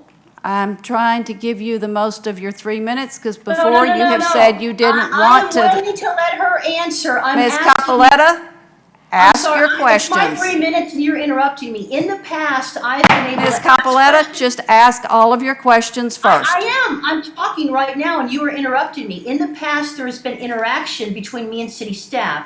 Now you are saying I have to answer my questions, and this is not a codified rule. This is something that you're making up on the fly. I have the right to use my 3 minutes the way I want to use my 3 minutes. And you have kindly interrupted me now during that time. You are making up rules as you strikes your fancy. And that is breaking open meetings. That is highly unethical. That is you controlling the narrative. And that is you getting an ethics violation Okay. tomorrow.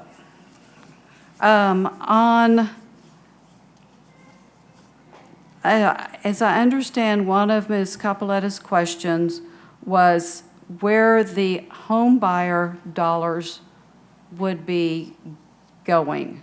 She says it's the city assigning that money to ourselves, I think is what she said. Would somebody answer where the home buyer items from the CDBG, where that money actually goes? That's why I like the interaction. That wasn't my question. You're taking Then you words restate your out of my mouth. question. Yes, my question is, where is the scoring matrix? And why is it not up there? And why are the packets not up there? And how can the city justify doing their own scoring matrix for their own program where there is no section of past performances and they did not even check the boxes on the project scope? This is why the interaction that we've been doing for years is preferable versus you changing rules every meeting, which will result in an ethics violation. That's is what it is. I wasn't working through the questions in the order in which you had asked them, but I was trying to get you some answers. In that case, do we have responses for her at this point, or is this one that we need to check on and respond by email? Mayor, we'll follow up with staff and respond by email. Okay. So you will You get... guys don't know why you don't have the scoring matrix up there, Joe? Ms. Capoletta, your time is up. So that's very troubling that Joe can't answer that question on the tip of his Ms. tongue. Capoletta, your time to ask questions is up. And Ms. Trevino, we didn't have anyone else sign up, correct? No, ma'am. All right. Then I will accept a motion to adjourn. So moved. Motion by Mr. Gleason, seconded by Mr. Prather. Ms. Trevino? Mayor Houston. Aye. Garza. Mr. Gonzalez. Mr. Mendoza. Mr. Prather. Mr. Scott. And Mr. Gleason. Aye. The motion passes 5-0. All right, and we will conclude our meeting at 9:07.